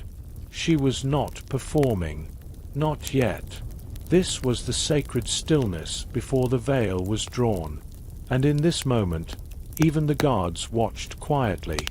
The afternoon sun had reached its zenith, and the air in the chambers shimmered with heat, thick with the golden dust of Thebes. Yet in the inner sanctum of the courtesan's villa, the world moved slower, and the sun's intensity was softened by carved stone columns and trailing vines. You may picture it now, an open courtyard surrounded by pillars and draped in gauze, the scent of lemon balm wafting through the air, mingled with jasmine. The women of desire had their secret places, places where even the powerful could not intrude. One of them was this shaded courtyard where quiet reigned, disturbed only by the occasional rustle of palm fronds in a light breeze, or the low cooing of doves nesting in the stone crevices above. Here Amka and Satsabek lounged side by side, the cool stone floor beneath their silken cushions a relief after the weight of morning duties. Their feet were bare, ankles laced with small golden bells that jingled softly when they moved. One of the younger attendants had placed small bowls of chilled figs and rose water nearby, their presence a welcome treat in the heat of the day. As they rested, a papyrus scroll lay open between them. Satsabek traced the faded ink with her fingertip, lips moving silently as she read. It was a letter, old, perhaps decades old, passed down from one generation of Hetiri to the next, a record of secrets not for kings or priests, but for women like them, keepers of intimacy, holders of knowledge wrapped in perfume and poetry. "Read it aloud," Amka whispered, her voice barely rising above the hum of cicadas. Satsabek nodded, and in a slow, deliberate voice, she read the words etched by a long-gone hand. The writing described a former courtesan's life, her friendships, her loves, the quiet strength it took to outlast the whims of men and the strictures of power. The scribe had written about laughter shared in these same courtyards, about glances exchanged beneath moonlight, about longing and joy and the slow passing of time in a gilded cage. Listening, Amka felt her chest rise and fall in rhythm with the words.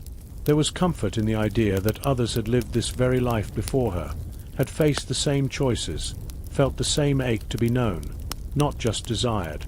She gazed up at the sky, now pale and softening as the sun began its slow descent. Nearby, another woman was embroidering a sash, the needle moving like a whisper across linen dyed the color of flame. She paused occasionally to sip cool hibiscus water, her concentration absolute. This, too, was part of the rhythm of the day. Stillness, creation, the quiet dignity of small acts. A dove fluttered down into the basin of the fountain in the center of the courtyard, its wings scattering water like tiny diamonds into the air. The droplets landed on Satsabek's arm, and she laughed, brushing them off like feathers. "The gods send their blessings," she murmured. Even laughter, in this hour, felt slow and measured. It echoed softly, wrapped in thick air and soft fabrics. The light through the vines was dappled now, and soon it would be time to prepare for evening. The careful cleansing of the body, the perfuming of hair, the choice of jewels and silks that best suited each guest's desire. But for now they stayed seated, shoulder to shoulder, two women bound by the knowledge that this life, so envied and so misunderstood, was built on stories. Old ones, like the letter, and new ones, like the laughter they would share tonight with companions who might never truly know them. Behind the curtains that shaded the hallways, the scent of cedar incense began to drift, signaling the beginning of twilight preparation. A small bronze bell was struck once, a sound so clear and round it seemed to ring inside one's chest. One by one, the women stirred, unhurried, graceful, as though rising from a dream. Yet not all would rise. In a corner of the courtyard, older than all the others and rarely noticed, sat a woman with deep creases lining her face. She was once famed for her singing voice, they said. Now she watched the younger ones with a patient eye, her hands stroking a cat curled in her lap. To her, this courtyard was memory itself, layer upon layer of sunlit afternoons, of whispered lessons passed from one soul to another. The scroll Satsabek read from had once been hers, and she smiled faintly as she recognized the words. With time, the rhythms changed, but the essence remained. Stillness, sisterhood, and 1,000 small, sacred acts that made up their hidden world. And so, the day faded, not with fanfare, but with quiet understanding. The women knew each moment was fleeting, yet eternal in its echo. For in Pharaoh's Egypt, what a courtesan did all day was more than entertain. She remembered, she comforted, she wove her spirit into the calm hush of fading light. Let your breathing deepen now. Let your eyes grow heavy with the hush of another tale. Outside, the lanterns of the pleasure quarter flicker like earthbound stars. Inside, the world of women's desires is bathed in rich perfumes, in almond oil rubbed gently into the collarbone, in silks dyed with imported indigo, rare and velvety. The night belongs to music and secrets. Our story continues with the Yet, whose painted lips whispered more than poetry. She was no mere ornament, no simple courtesan. She was a keeper of spells, taught by her grandmother, who had whispered charms into water jars and danced with crocodile bones wrapped in linen. When the twilight settled, she would retire to her small garden. There, under a fig tree, she crushed carmine beetles with a grinding stone, mixing them with fat and a drop of myrrh. It created a pigment not only for beauty, but for persuasion. She painted her lips with it, not for the men, but for the words she would speak. Red lips to stir dreams and speak lies sweetly, truthfully, or ambiguously.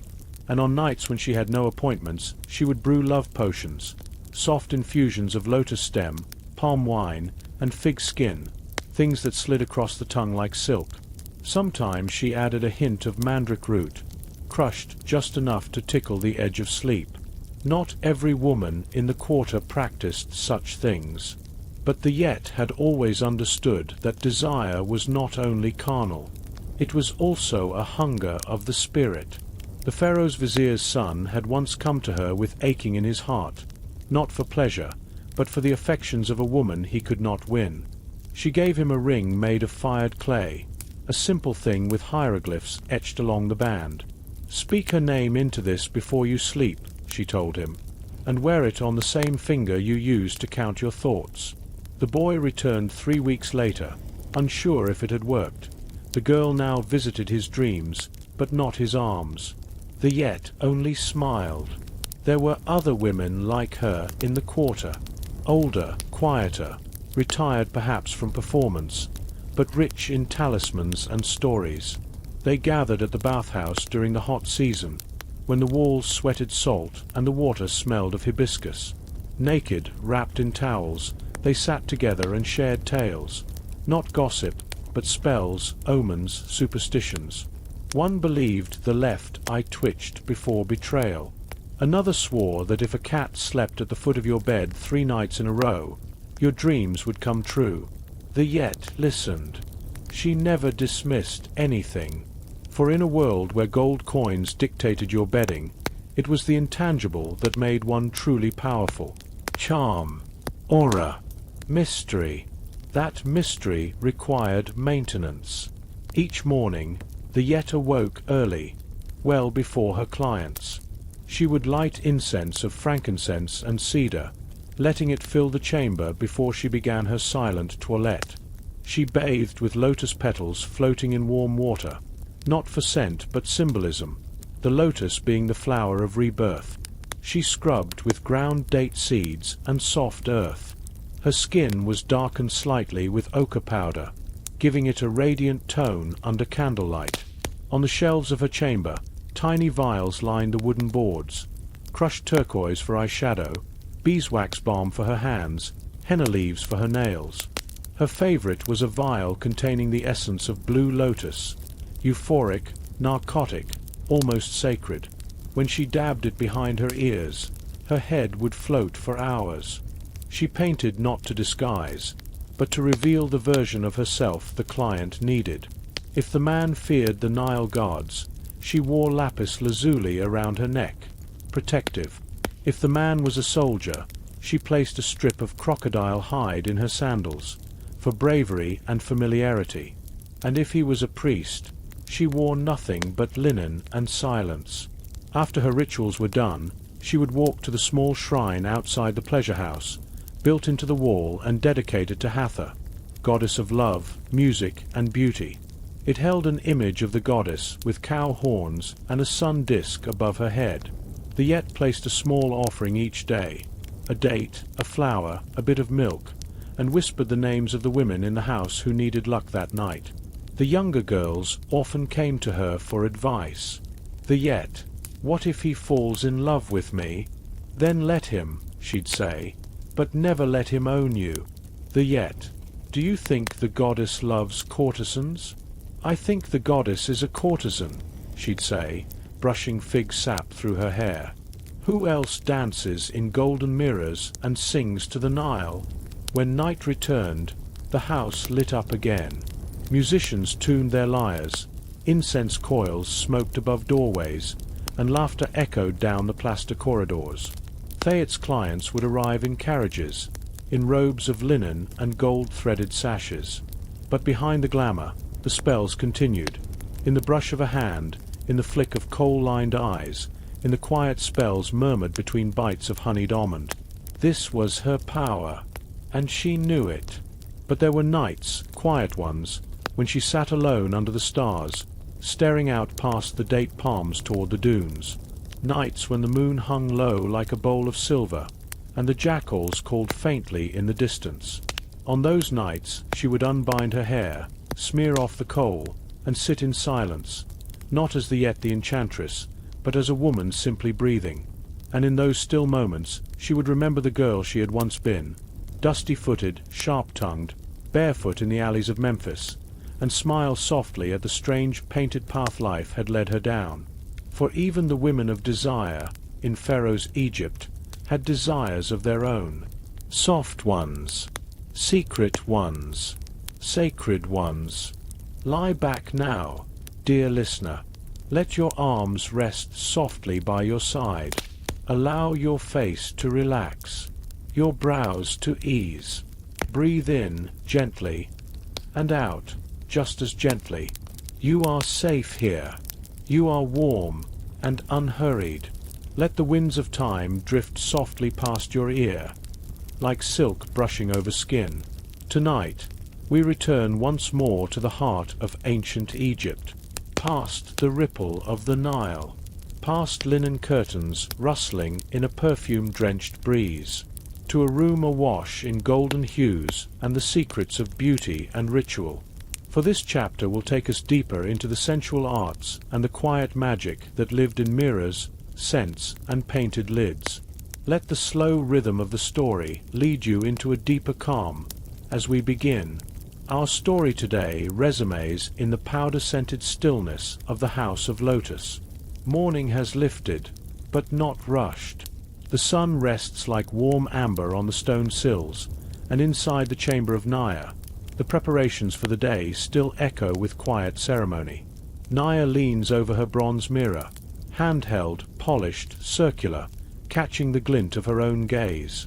Her eyes are dark, already shadowed with the faintest trace of kohl, and her fingertips are stained with powdered malachite and crushed charcoal. The table before her is filled with little alabaster jars, some open, some closed with beeswax stoppers, containing the treasures of her daily artistry: coal, resin, red ochre, frankincense, a vial of precious myrrh oil, used only on special evenings when a guest of nobility might arrive. The room smells rich with herbs warmed by the air, and a slow-burning incense cone leaves thin tendrils of blue rising like threads toward the ceiling. In the mirror, Naya studies not only her reflection but her role, her presence. In ancient Egypt, beauty was not vanity, it was protection. A painted eye was the eye of Horus. A scent of blue lotus was an offering to the gods and a ward against disease. Every touch of color was a spell, every oil a cloak of meaning. Across the room, a fellow courtesan named Hentepe leans against a woven mat, rubbing oil into her forearms with unhurried strokes. "You'll need more coal if he's coming today," she teases. Naya smiles without turning. "He prefers a softer line," she murmurs, not for vanity, but because every patron carried their own language of desire, and a woman of the house learned to read these silent dialects like scripture. The perfume table is sacred territory, and each woman has her own box of preferences. Among the most treasured is a tiny pot of kifi, a paste of honey, wine, raisins, and resin burned in offering but also used as perfume. When Naya touches it to her neck, she remembers her mother's scent from years ago, and how that same mixture once lingered in their home during New Year's ceremonies. Even the act of scenting herself is filled with memory. Outside, the street begins to fill with distant voices. Tradesmen wheeling carts, women calling out the price of papyrus fans or honeyed dates. Inside, time moves differently. The air hangs still, and every step is measured. This is the hour of preparation, when each woman readies herself not just in body, but in intention. Naya runs her fingers over strings of faience beads, selecting ones glazed in turquoise and white, the color of rebirth and moonlight. She doesn't wear them for show alone. These beads have protective power, beliefs steeped in centuries.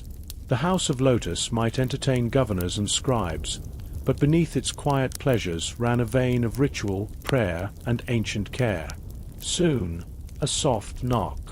A servant with shaved head and delicate sandals appears, eyes cast downward. "Your guest sends word," he says quietly. He arrives near the 6th hour. Naya nods, and the servant retreats. She turns to Hentepe, her voice just above a whisper. "The one with the scrolls again." Hentepe hums. "He'll want you to read poetry with him, and speak of old battles. He's not here for your hips, only your mind." They both smile. They've known all kinds. Those who wanted to forget. Those who came only to remember. Some came to be scolded, others to be comforted. Each visit was a small, intimate theater. Back at her mirror, Naya dips a reed into a jar of crushed red ochre mixed with animal fat. A gentle stain spreads across her lips, deepening their hue to the color of wine-dark pomegranate. No rush, just movement in rhythm with the breath, just the familiar ritual of transformation. Evening will come soon, and with it, lamps made from alabaster and flickering flame. But for now, it is still the golden hour, and the perfumes are setting, and the women of desire wait, silent as statues, still as prayer. They are not what the scrolls always say. They are not shadows in alleys or names lost to history. They are part of a sacred order, an unwritten chapter of Egypt's soul, whispered through scent, traced through color, and held in soft hands that bore centuries of secrets.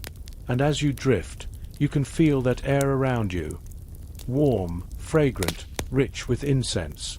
You can imagine the touch of sunlight through linen, the soft glide of an oil-slicked hand, the distant sound of laughter, rising like music from the courtyards. Let yourself rest in that moment a little longer. Let it settle in your chest like calm. There is nothing more you need to do now. Just breathe, and remember, all things gentle, all things soft, once lived in rooms like this, on streets like those, in hearts like Nile's. Sleep now. Let the story cradle you. The lanterns of dusk flicker softly along the garden walls. Let yourself feel the air cool slightly as the heat of the Egyptian day lifts, rising skyward like incense offered to the gods. You are safe here, among the palm shadows and singing crickets. There is no need to be anywhere else. Your body may rest. Let your mind wander gently, like the breeze across a water-lily pond. Our story this evening continues in the perfumed courtyard of the House of the Blue Lotus, where stone pathways are warm under bare feet, and secrets grow like ivy on the garden walls. By the 16th hour of daylight, the women of the house would retire to the inner courtyard, an enclosed sanctuary of green shade and sculpted stillness. No customers lingered here, only sisters of the art, winding down from their afternoon engagements. It was a sacred hour, a time for soft steps, whispered laughter, and unspoken truths. This garden was no grand temple, yet it bore the reverence of one. Beneath sycamores and flowering reeds, the earth smelled of cinnamon bark and wet clay. A tiny fountain chattered in its marble bowl, and around it, the women reclined with oil pots, combs, and jugs of sweet wine. Their limbs, bare and smooth, glowed gold in the waning sun. Maya, our soft-spoken scribe and listener, often joined them here, scroll tucked beneath her arm, taking notes not with reed pens but with her attentive eyes. Her presence never disturbed the flow. She had long since learned how to vanish in plain sight, to become like a quiet statue in the corner. By now, Maya had been in the house many seasons, not as a courtesan, but as a record-keeper, tasked with discreetly chronicling the customs and stories of these women. The head-mistress, Pharaoh, believed deeply that the legacy of such lives must not be lost to time. For every poem about queens, there were 100 silent women whose names were never carved into stone. Tonight, under the canopy of dusk, the women told stories.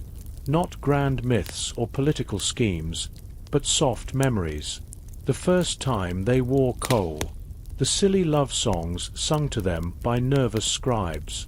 One had once been gifted a tiny monkey in a silver collar. Another had run away with a merchant's son, for all of 2 days, before returning with a sunburn and a full heart. And always, the talk came back to scent. Perfume, they believed, was a form of memory. And for these women, whose bodies were constantly touched and gazed upon, perfume became a second skin, a veil of protection, a whisper of identity. Jars of blue lotus oil passed from hand to hand. Myrrh resin, frankincense, crushed henna leaves. Each had its mood, its meaning. Blue lotus for dreams, Nephra would sigh, as she dipped her fingers into the oily glass. Jasmine for boldness, rose for mourning, and cinnamon, whispered Kia, her voice as thin as the wind, for nights we wish to forget. They painted their ankles and wrists not just for allure, but for armor. A scent could remind a man of love or sorrow, of death or desire. In a city of bargains and offerings, the right perfume was sometimes more powerful than gold. As the moon rose higher, Maya often noticed how different they all became in the absence of male eyes. Softer, yes, but more themselves. They laughed with mouths open wide, lounged with thighs unhidden, and sang old river songs without affectation. These were not the polished, practiced seductresses of the outer chamber. These were daughters, sisters, and sometimes simply tired women with aching feet and complex hearts. One woman, Satsabek, always spoke the least. She had almond eyes and a deep scar that ran across her collarbone, half hidden beneath a necklace of green feldspar. She had been brought to the house after her husband vanished during a desert journey. There were whispers, never confirmed, that she had once been a priest's wife, which explained her habit of murmuring tiny prayers over every cup of wine. Tonight, for the first time, she told a story. It wasn't about a lover, or a favor, or a royal affair. It was about a garden. When she was a girl, she said, her grandmother had grown herbs behind the temple of Botet. Not for sale, not for potions, simply because it pleased her. Basil and chamomile, calendula and sage. Every morning, they watered it with leftover bath water and sung to the leaves. Her grandmother had told her something she never forgot. Plants don't bloom for the gods. They bloom for those who kneel. And with that, Satsabek opened a folded cloth from her lap and revealed a handful of dried petals, lavender, mint, and a single curled hibiscus. She passed them to Maya wordlessly. A gift, a memory, the kind you cannot buy with coin or command with power. That night, Maya could not sleep. She lit a small lamp near her sleeping mat and placed the petals beside her head. Their fragrance, faint but persistent, carried her dreams backward, through corridors of light and shadow, into the hush of gardens long since gone. And as the city slept, beneath its domes and date palms, the house of the Blue Lotus did not seem quite so hidden. It felt like a place the gods themselves might envy, filled with laughter, lamplight, and women who wore perfume like poetry. The hush of late afternoon draped the palace gardens in a veil of golden light. This was not a place of toil, nor of loud voices. Here, within the high walls of a private courtyard, the air smelled of frankincense and myrrh, mingled with the heady aroma of hibiscus and henna. Petals floated in shallow basins of water, and the hush of rustling palms seemed to hush even the thoughts that dared to speak too loudly. And it was here that the women of desire often gathered, not to seduce, not to entertain, not to serve, but simply to be. It was one of the few spaces where their time was their own, their masks momentarily removed, their laughter unfiltered and sincere. Soft silk cushions were scattered beneath trellised shade, where clusters of vines dangled like sleeping serpents. One girl lay back with her eyes closed, fingers gently trailing over the rim of a wine cup. Another hummed an old lullaby her grandmother had sung to her as a child, her voice blending with the cooing of doves that nested above them. A jug of chilled lotus water sat nearby, condensation beading along its curved surface. Slices of melon and honey-drenched dates lay on a tray of inlaid ivory and gold, snacks to be taken at leisure, with no expectation of urgency. This was the part of the day when secrets floated most easily, not like confessions, but like flower petals caught in wind, shared softly, with no fear of where they might land. One spoke of a dream she'd had, one where a lion bowed at her feet. Another giggled and whispered that she was being courted, not by a nobleman or a scribe, but by the son of the palace cook, who brought her pastries shaped like hearts. These small stories, these stolen slices of ordinary affection, were like gold dust, more precious, in some ways, than the coin pressed into palms after performances. They reminded the girls that somewhere beneath the painted kohl and layers of expectation, there was still something purely human in them. Beyond the garden wall, a musician plucked softly at a harp, the notes curling into the sky like incense smoke. One of the older women, her hair braided with threads of silver, stretched out her legs and closed her eyes. "Do you remember," she whispered to no one in particular, "the first time you were offered a rose instead of silver?" The girls murmured in response, not with words, but with soft sighs and thoughtful silence. Yes, they remembered. Those rare moments when they were seen, truly seen, not as objects of pleasure, but as beings worthy of tenderness. A breeze swept across the garden, brushing against their arms like a silk scarf passed through invisible hands. It carried with it the scent of papyrus, river water, and distant firewood, the smell of Egypt itself. It reminded them of who they were before the perfume, before the painted eyes and heavy necklaces. Some of the younger ones leaned their heads on each other's shoulders, half dozing, swaying gently as if still cradled in childhood. In this space, they were not commodities. They were sisters of circumstance, companions in a life most would never understand. Nearby, a girl lifted her hand to trace the outline of a hieroglyph carved into the stone beside her, a symbol of the goddess Hathor, protector of women, of love, of music and joy. They often prayed to her in their own way, silently, offering not incense but moments of quiet self-recognition. As shadows grew longer, one of the women began to braid another's hair, humming as she worked. The soft tug of fingers, the rhythm of repetition, the comfort of shared silence. It was a ritual more ancient than speech, a way of saying, "I am here. You are not alone."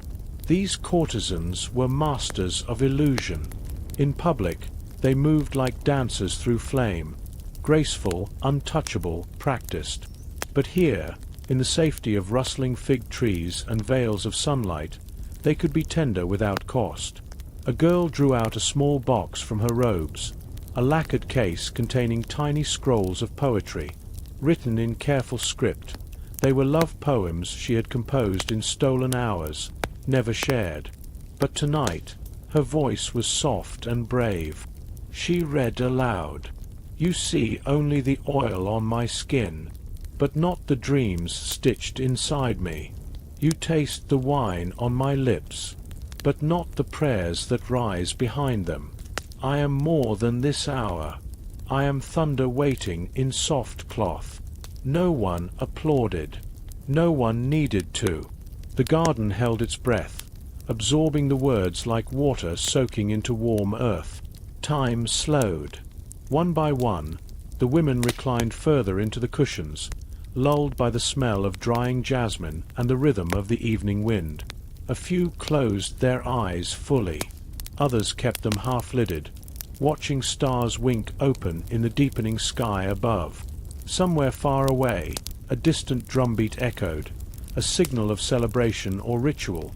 It didn't matter. The world could wait. Here, beneath the perfumed trees and stone gazes of ancient statues, they had everything they needed: each other, the hush of peace, and the luxury of stillness.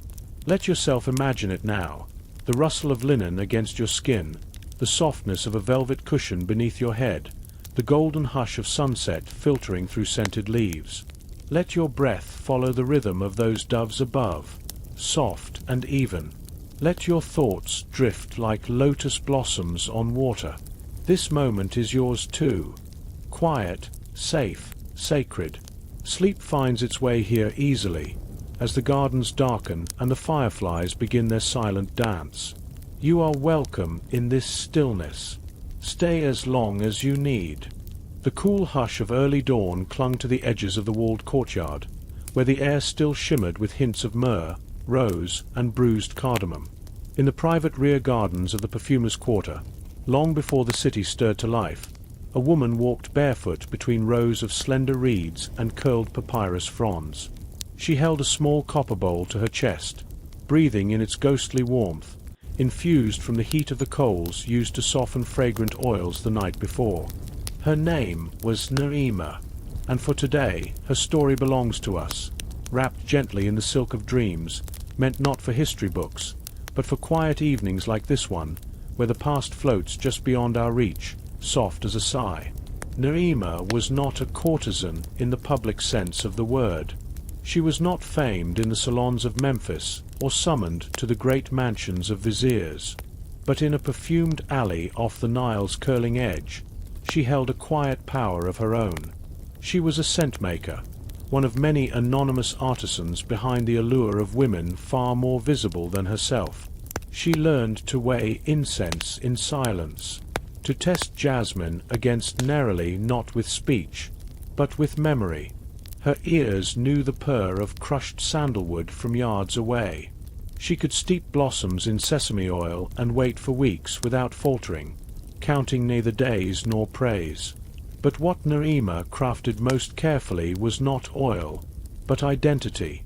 These scents she made were more than just indulgences. They were disguises, shields, invitations. A single drop could make a woman feel bolder, gentler, more desirable, or more divine. And in a world where desire was power, Naima was quietly essential. In the hush of that garden, she sat now by the perfume vats, wide clay vessels shaped like water jugs but warmed from within. Beside her lay dried petals of blue lotus, curled like old paper, waiting to be dropped into warming oil.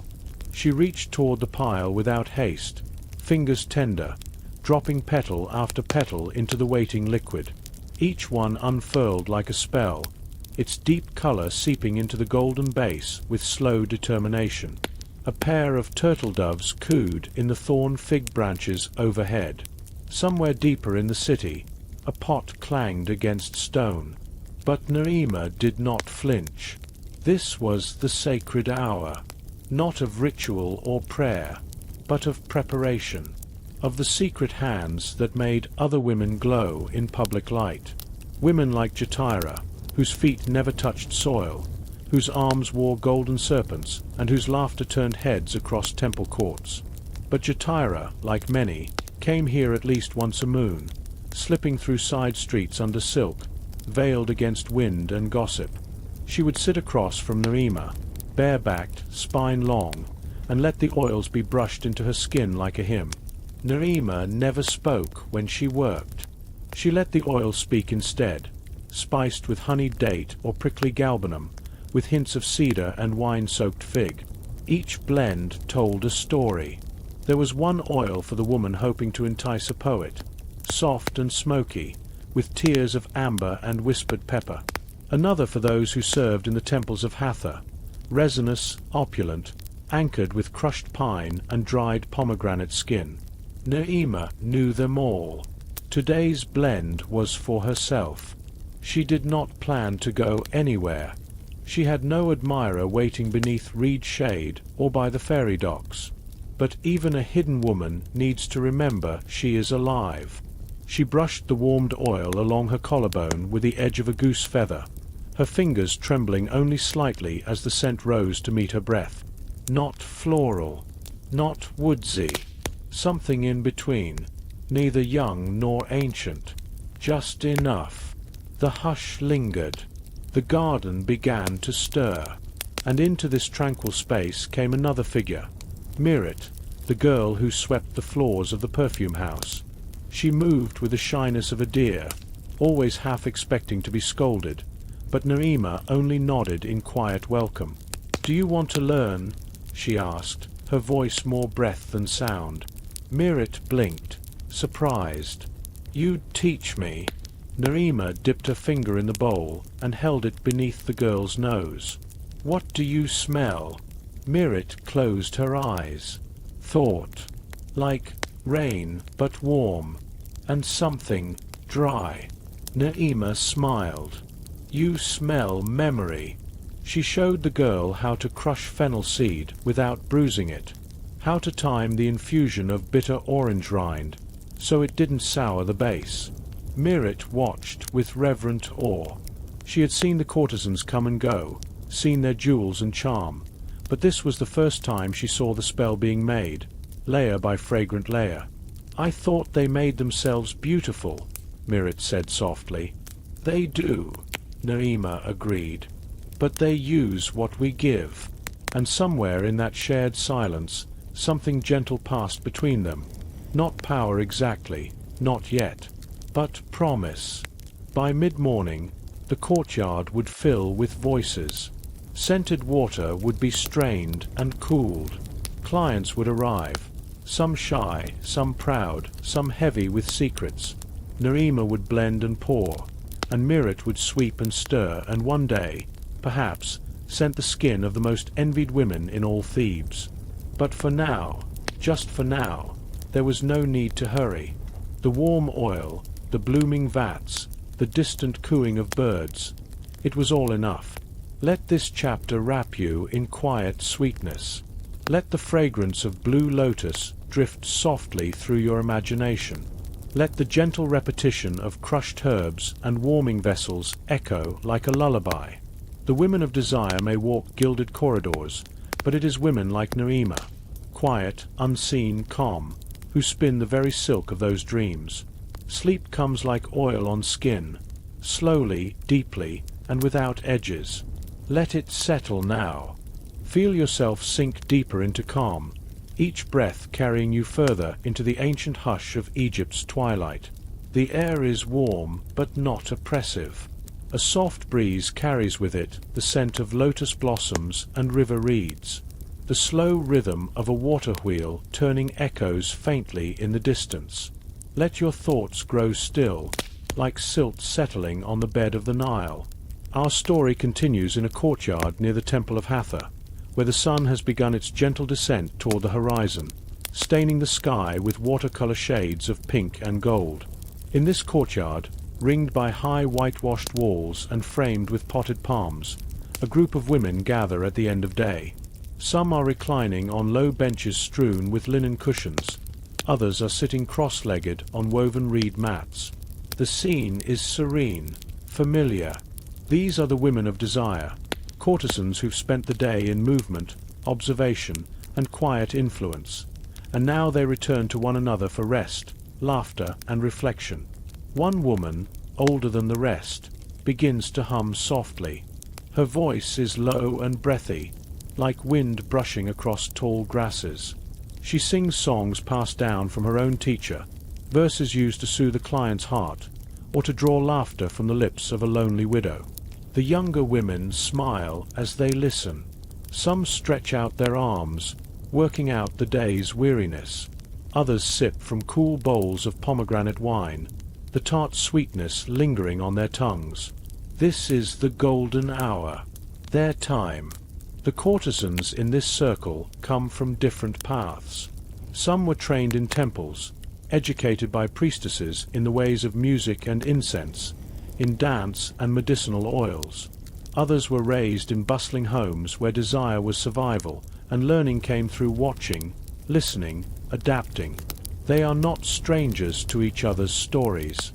Here, in this courtyard, they need not pretend. It is here that the masks come off, where no client demands their laughter, no priest expects their grace, and no nobleman waits for poetry. Here, they are simply themselves. A young woman leans forward and draws patterns in the sand with a reed. She murmurs of a dream she had, one where the Nile ran backwards and crocodiles wore golden collars. Another woman giggles, imagining the sight. Another says dreams like that come only when a guard is watching you sleep. That sets them all chattering. Who among the guards might linger in the shadows, curious about women like them? Someone lights a bundle of dried herbs in a shallow dish, myrrh and blue lotus. A fragrant smoke rises slowly, curling upward like whispered prayers. The scent relaxes the body, dulling the edges of the long day. One woman begins to braid another's hair. Another softly paints a friend's nails with henna, careful with the delicate brush strokes. It is a scene of shared tenderness, of women giving rest to one another in small, reverent ways. They speak of their clients in passing, but without malice or ridicule. A merchant who wept in his wine and asked only for lullabies. A priest who quoted lines from ancient texts but never removed his robe. A noblewoman who asked to be told she was beautiful, not for her jewels or power, but for the curl of her lashes and the kindness in her voice. In their shared stories, the women remind each other that their work, though misunderstood by many, is deeply human. They see people in their most vulnerable states. They are witnesses to loneliness, grief, desire, and hope.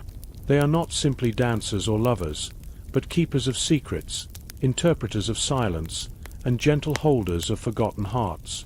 A girl new to their circle asks softly, "Do you ever wish you had a different life?" The courtyard grows quiet for a moment. The women look to one another, not with judgment, but with understanding. An elder replies gently, "There is no shame in wondering, but there is strength in owning your path. Every life has its price. Ours is simply one people talk about more." The wind stirs the palm fronds. Somewhere beyond the wall, a donkey brays. The Nile flows on in the distance, slow and wide like the rhythm of time. Another woman smiles. I sometimes wonder what it would be like to live as a fisherman's wife, to wake before dawn and boil lentils in the same pot every morning, to wear one dress for years and speak to no one but the river. Peaceful, maybe, but also quiet in a different way. The group chuckles softly. I wouldn't mind being a scribe, another muses, to write stories all day with no one watching how I sit or what I wear. Just the sound of ink on papyrus and no performance at all. You'd miss the perfumes, someone teases. True, she laughs. I would. There is honesty here. Longing without bitterness. Contentment without pride. Each woman holds her own idea of freedom, but none denies the comfort of their shared bonds. As the sky deepens into twilight, their voices fall to murmurs. A few have curled up to nap right there, on soft cushions beneath the stars. The elder continues her humming. No words now, just sound and rhythm, something ancient and soothing that might have drifted once through the halls of a priestess's chamber. One by one, the women slip into a gentle quiet, like petals closing at dusk. You, too, are welcome here, among these women who carry both softness and steel, who live by their wits, their senses, their grace, who know that beauty is a language, and touch is a kind of truth. Let your body relax, just as there's dew under the last light of the sky. Let your thoughts fall away like the ash of burned herbs. Feel the warmth of the courtyard stones beneath you, the scent of myrrh and oil lingering in the air, the safety of being among those who understand the weariness of pretending, and the deep magic of being truly seen. The night deepens. Sleep follows soon. Let the linen curtains sway gently in your imagination. Let the warm hush of sand-swept winds soothe your thoughts. Let your breath slow, soften, and drift like smoke rising from a bronze censer in a temple corridor. The world outside fades, and now only the hush of the Nile night remains. Our story tonight continues in the ancient city of Wazit, later known as Thebes, deep in the heart of Upper Egypt. We return once more to the quiet courtyards, the perfume-sweet air, and the secret lives of women known for their charm, conversation, and graceful influence.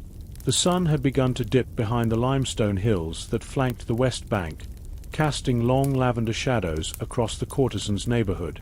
In a quiet cluster of private chambers near the Temple of Hathor, incense was already curling into the air, and soft voices rose in practiced harmony as a group of women sang a devotional hymn, not to gods, but to beauty, poetry, and pleasure.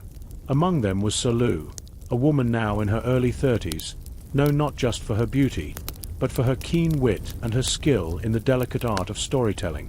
Clients who once sought only an evening of flirtation often found themselves spellbound by the rich tales she wove, epics of gods falling in love with mortals, of hidden tombs beneath sacred lakes, and of queens who outwitted their captors with a single clever phrase. But tonight, she did not perform for nobles.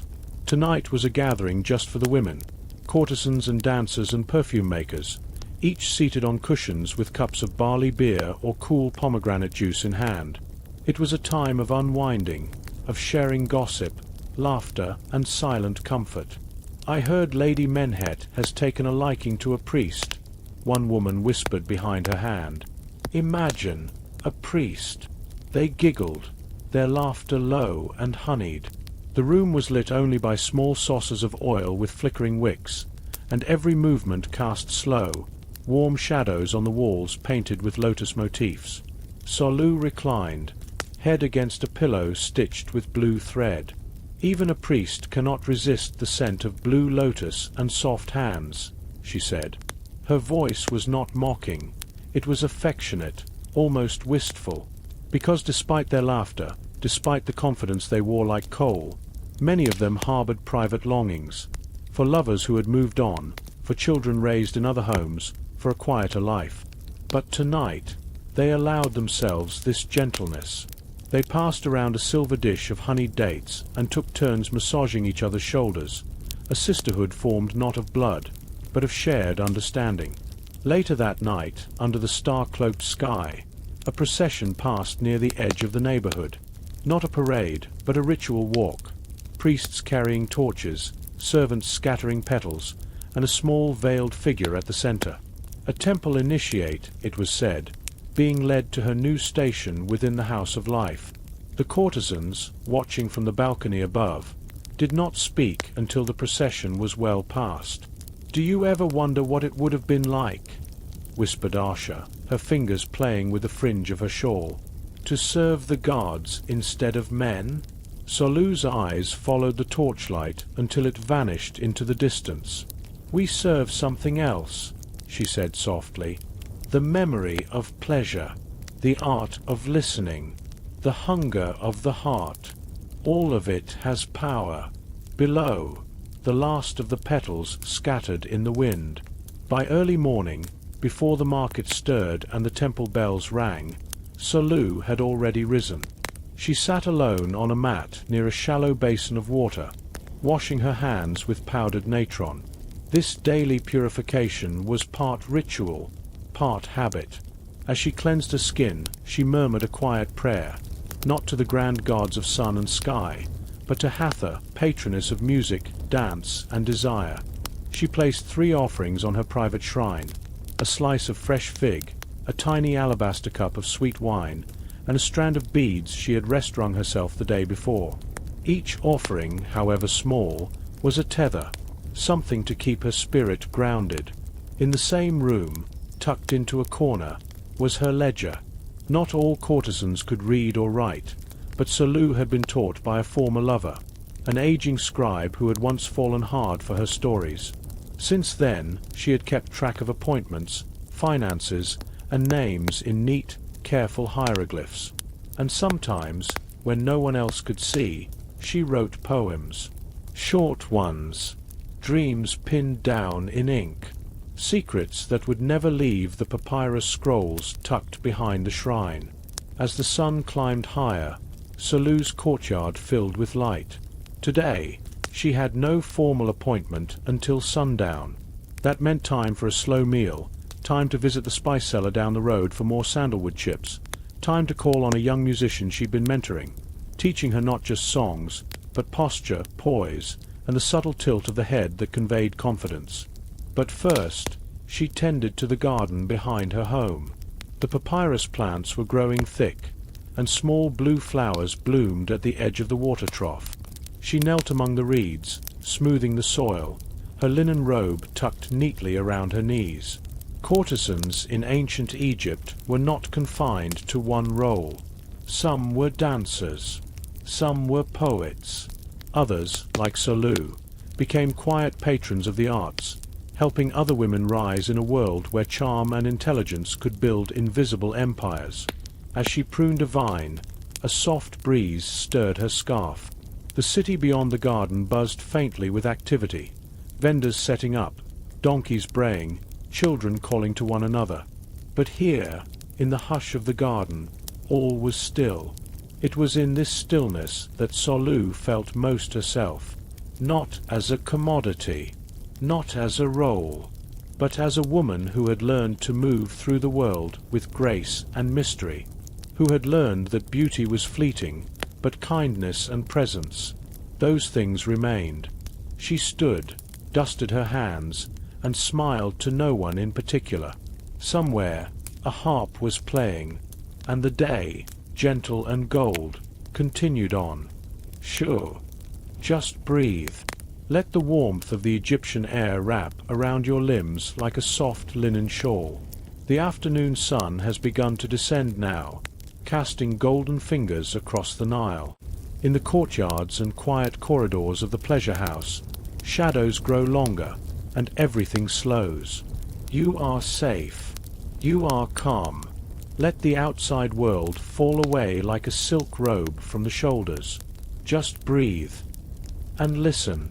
Our story continues in a chamber high above the city's dust and noise. where the scent of frankincense rises in lazy spirals, and the terrace overlooks the rooftops of Memphis.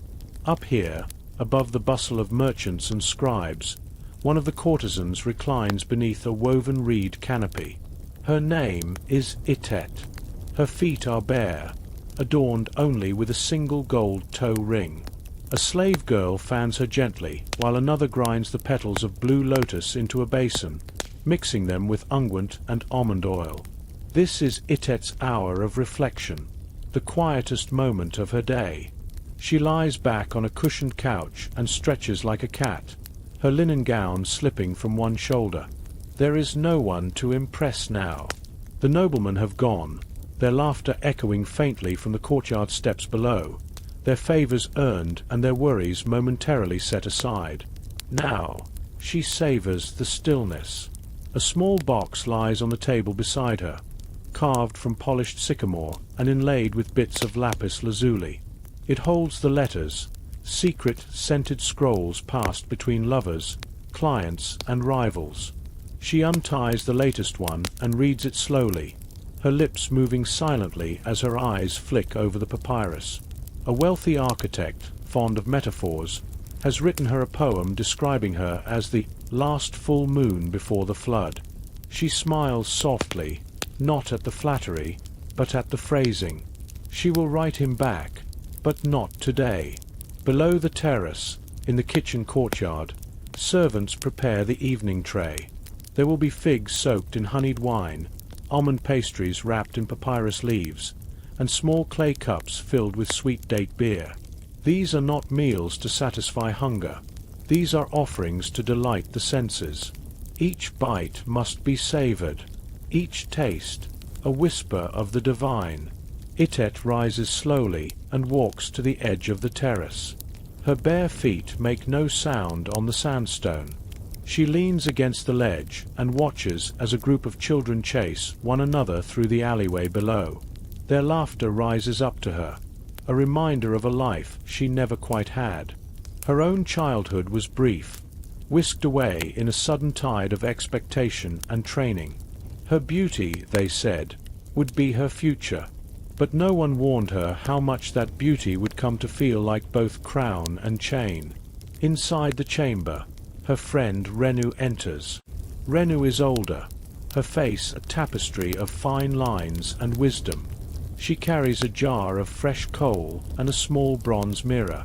Without a word, the two women sit together as Renu applies the black eyeliner in soft, practiced strokes, tracing the sacred shape of the Eye of Horus around Itet's lids. Renu speaks at last, her voice low and thoughtful.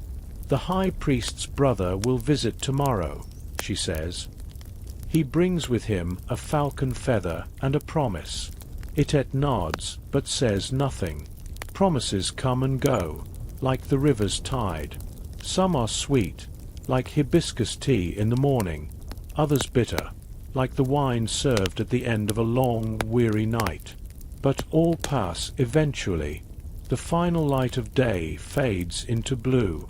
Downstairs, the house lights small oil lamps, and the air fills with the spicy scent of burning myrrh.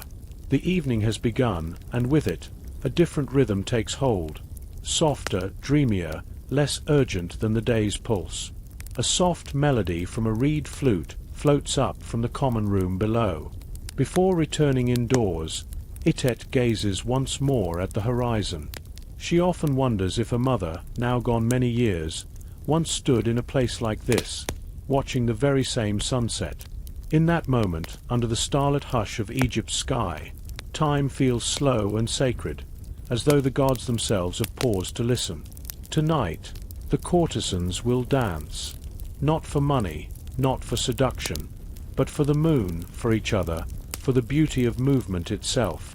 Their arms will ripple like river water.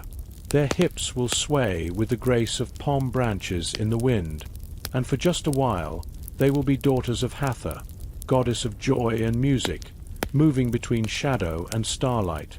Itet steps back into the chamber. The oil lamp flickers gently, casting warm light over her table. She sits, dips a reed brush in black ink, and begins a new letter. not to a patron or admirer, but to herself. A letter of remembrance, of gratitude, of silent strength. A reminder that even within the most gilded cage, one can dream freely. The house grows quieter still. Sleep draws near like a lover's whisper, brushing the cheeks and eyelids with gentle fingers. Itet places her letter beneath the scented scrolls, wraps herself in a soft linen shawl, and lies back upon the cushions. Outside, the stars flicker above the Nile, and below them, she dreams. Sleep now, dear listener. Let your shoulders soften as the stillness of the desert settles once again around the walls of the city.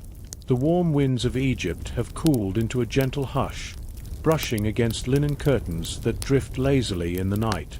The Nile reflects a path of stars, unbroken except for the trailing splash of a heron wading slowly through the shallows. In the hush of this hour, your breath is all that matters, calm, quiet, and steady, and as you breathe, the story continues, softly, with reverence, because tonight we return to the moonlit courtyards of Thebes, where women of elegance and persuasion once whispered lullabies to the powerful and the forgotten alike. Our tale, tonight, carries us to a private garden hidden beyond a great alabaster hall, its gates carved with serpentine figures and shaded by papyrus groves. This garden was not merely a sanctuary of rest, but a place of ritual, of healing, of secrecy, a pavilion of rest for the women of desire, who had given so much of themselves to the city and now sought to reclaim it in silence. The moon hangs low, round and golden, like a polished plate of silver suspended from the heavens.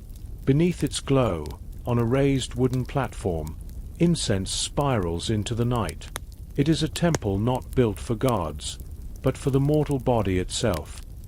Here, the women gather barefoot, cloaked in robes of soft linen and stitched pearls, as they prepare for their ancient rite of moon washing.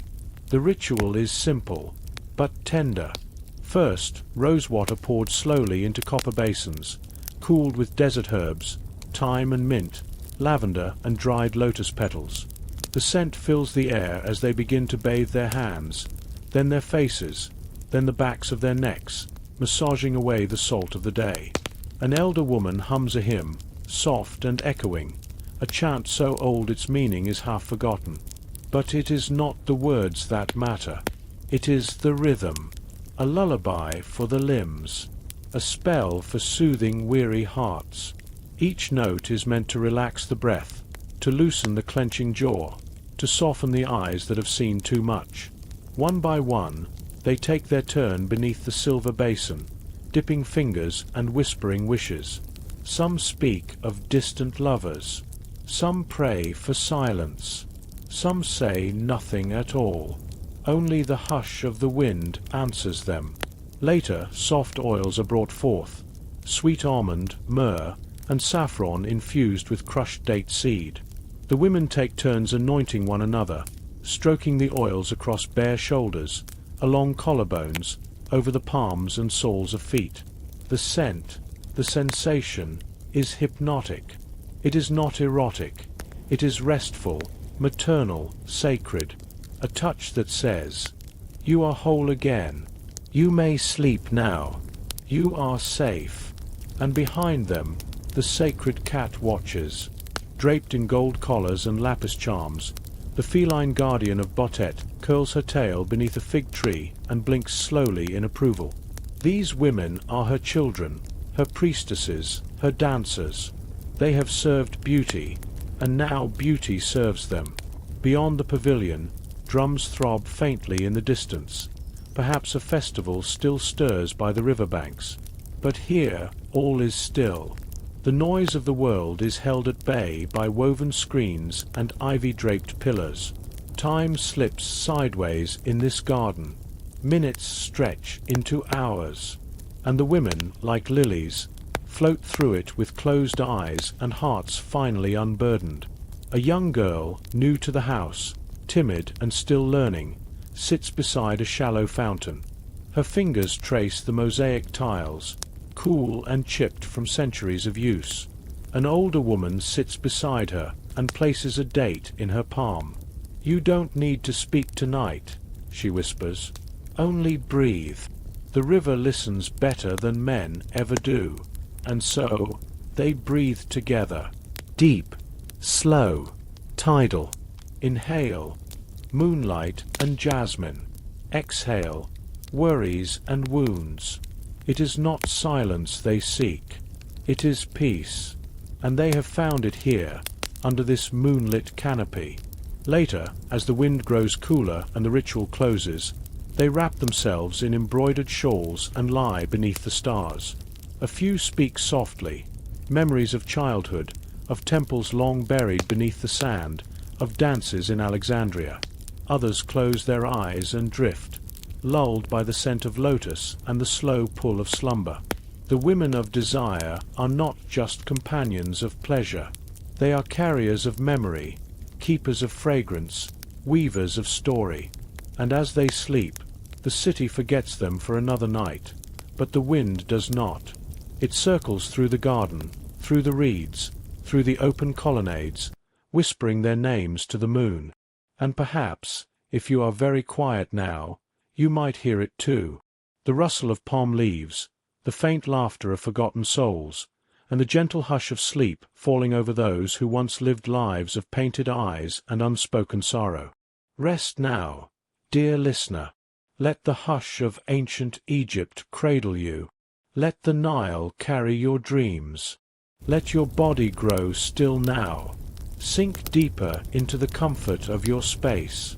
Perhaps you hear the hush of wind through dry reeds, or the faint trickle of canal water passing by. Let it all carry you, drifting gently backward in time. We return now to the golden hush of ancient Egypt, where the sun glows warm on whitewashed walls, and the air smells faintly of myrrh and date wine. Our story continues in a quiet garden, just behind the courtesan's house, where secrets are whispered not in haste, but in honeyed tones, wrapped in jasmine and dusk. The garden is enclosed by high mud brick walls, keeping the world at bay. Inside, the air is cooler and more fragrant. A lattice of shade from climbing vines plays softly on the smooth tiles underfoot. This is where the courtesans retreat between their appointments, where sandals are shed, hair is unbound, and conversations drift like perfume on the breeze.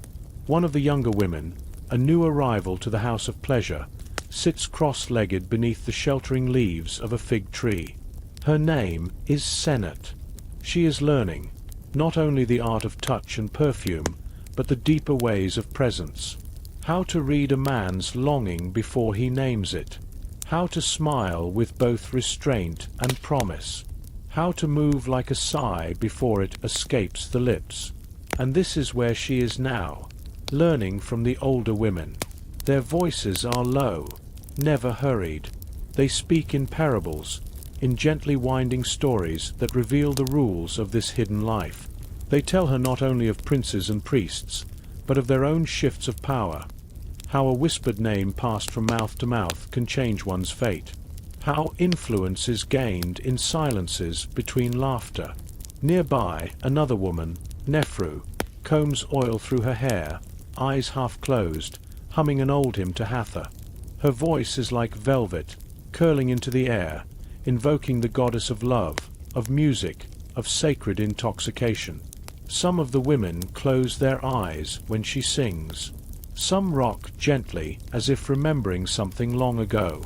It is not only physical work they do, but spiritual.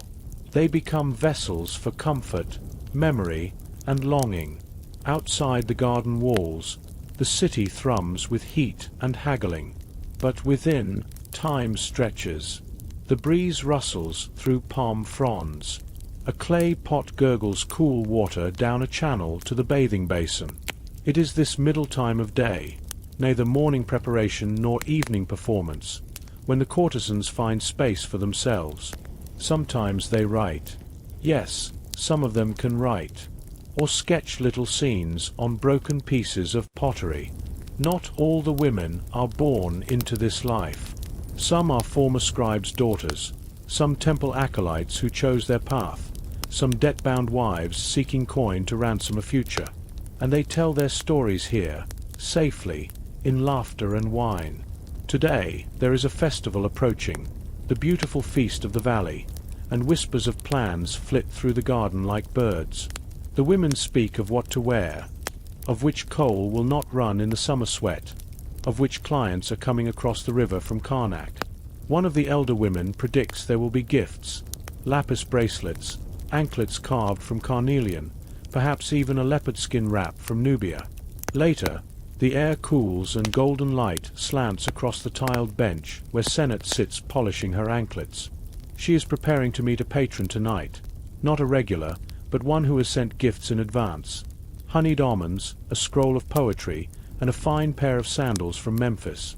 She smooths a bit of cinnamon oil onto her collarbones, eyes closed, imagining how he will react when he sees her. In the distance, a flute begins its soft trill. It's coming from the upper chamber, where one of the older women practices her melody for later. Music, like scent, is another tool, another spell. The house fills with layers of sound and silence. Wind, laughter, brushing cloth, the slow bubbling of a cooling basin. And all the while, the cats drift in and out. White-furred, soft-footed, always watching. They are sacred, of course, and the women treat them with gentle reverence. A tabby curls now in the lap of an old courtesan with silvered hair, her fingers absently stroking behind its ears as she recites verses from an old love spell. When twilight arrives, the garden begins to stir again. Candles are lit. Incense coiled like snakes is burned to keep away insects. The women begin to wrap themselves in evening linens, diaphanous and light, dyed with pomegranate and saffron. Their movements are graceful, almost ceremonial. No one hurries. It is all a kind of unfolding, a peeling away of the heat of day and a stepping into the mystery of night. But this is not the end of their piece. Even in preparation, there is still softness, still ritual, still the camaraderie of women whose lives, though quiet in the official scrolls of history, were thick with depth and choice. One by one, they slip into the evening, out the garden gate, into the painted halls and perfumed rooms of their trade. They will dance, they will listen, they will soothe, and then they will return, as they always do, to this little haven behind the walls, to the place where the day resets, and the leaves whisper secrets only the moon will ever hear. And so now, as you lie there, warm and safe, drifting on the edge of dreams, remember the softness of that garden, the sound of a clay pot dripping cool water, the rustle of linen robes, the hush of ancient laughter behind high stone walls. The candle is low now, and the last amber light of the oil lamp flickers against the wall, casting long, swaying shadows across the plastered room. The perfume of jasmine still lingers in the warm air, and outside, the night has deepened into a velvety stillness, broken only by the distant murmur of the Nile brushing against the banks. And within the sanctum of her chamber, our courtesan, our woman of desire, draws her silk shawl more tightly across her chest. Her body is exhausted, but her mind moves gently like the river's tide. She sits by her open window, watching the stars blink over Thebes, her heart wrapped in silence, in dreams, in longing. This is the time for winding down, for reflection, for the rituals that close each day like a scroll rolled tightly, tucked into the shelf of memory. She begins by anointing her body once more. A blend of sandalwood and blue lotus oil is massaged into her arms, her legs, her collarbone. The scent calms her nerves. It is not for others now, not for clients or ceremonies or appearances. It is for herself, for her muscles, for her breath, for the temple that is her body. Her maid moves silently around the room, folding linens, placing the ivory comb back into its velvet box, laying out a thin night-robe dyed in soft madder pink. But the courtesan prefers silence now. She waves her off with a kind nod. Alone she can think. Alone she remembers. Her day has been full of ritual, of beauty, of performance, and yes, of survival. But now comes the moment when she can shed it all like petals at dusk. There is no more coal to draw, no jewels to clasp, no laughter to perform, just breath, just presence, just sleep waiting gently in the corner, and she kneels one last time on the cool floor to whisper her thanks to Hathor. Thanks for a good meal, thanks for clean water, thanks for safety and coins and returning clients, thanks for music, thanks for laughter, even if feigned, thanks for stillness. This quiet prayer has no fanfare. It is not performed in a temple or at a formal altar, but it matters all the same. For she knows, as many of her kind have learned, that the gods listen best when the world is quiet. She climbs into her sleeping mat, not grand or luxurious, but woven tightly from palm fronds and softened with cotton sheets. The mattress dips slightly under her slender frame. She sighs as she lies back. Her hair spills across the pillow like a fan of ink. Somewhere in the courtyard, a dog barks once. Then silence returns. Sleep does not come at once. Not for her. Her thoughts still move through the corridors of the day. She replays the expressions on the faces she encountered. The praises, the veiled insults, the careful calculations behind every compliment, the gaze of the Greek merchant, the hushed joke from a noble scribe, the comforting familiarity of the blind flute player at the docks who always greets her with respect. These are the people of her life, the textures that stitch together the fabric of her world, and they all blur now into memory. She thinks of her mother again. Always her mother. Was she ever like me? She wonders. Did she sit by this same river, breathing the same air, smiling for the same reasons? She closes her eyes, and then she dreams of a world filled with papyrus and song, of lions sleeping beside temples, of dark-skinned gods wearing gold crowns and the fragrance of incense drifting in coils up toward the stars, of women dancing, not for coins, but for joy, of rivers that forget your name and carry you softly away. And as the moon sails higher over ancient Egypt, her breath slows, her limbs go still, and in this silence, this final softness, she disappears into sleep, where no client can reach her, no judgment can stain her, no temple needs her touch. Just a woman, just breath, just dreams. And so ends the story of one day in the life of a woman of desire. She will rise again tomorrow. She will laugh and charm and ache and long. She will tie anklets and pour wine. She will live a life woven into the shadowed seams of Egyptian history. But for now, she sleeps, and so may you. Good night, listener, and may your own dreams drift gently along the Nile.